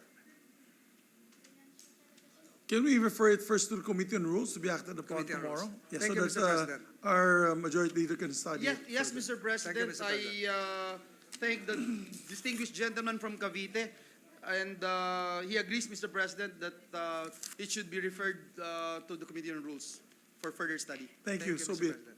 Thank you, Mr. President. With that, I move that we suspend the session until 3 o'clock in the afternoon of Wednesday, February 8, 2023. So move, Mr. President. There being no objection, the session is suspended until 3 o'clock in the afternoon, Wednesday, February 8, 2023. Have a good evening, everyone.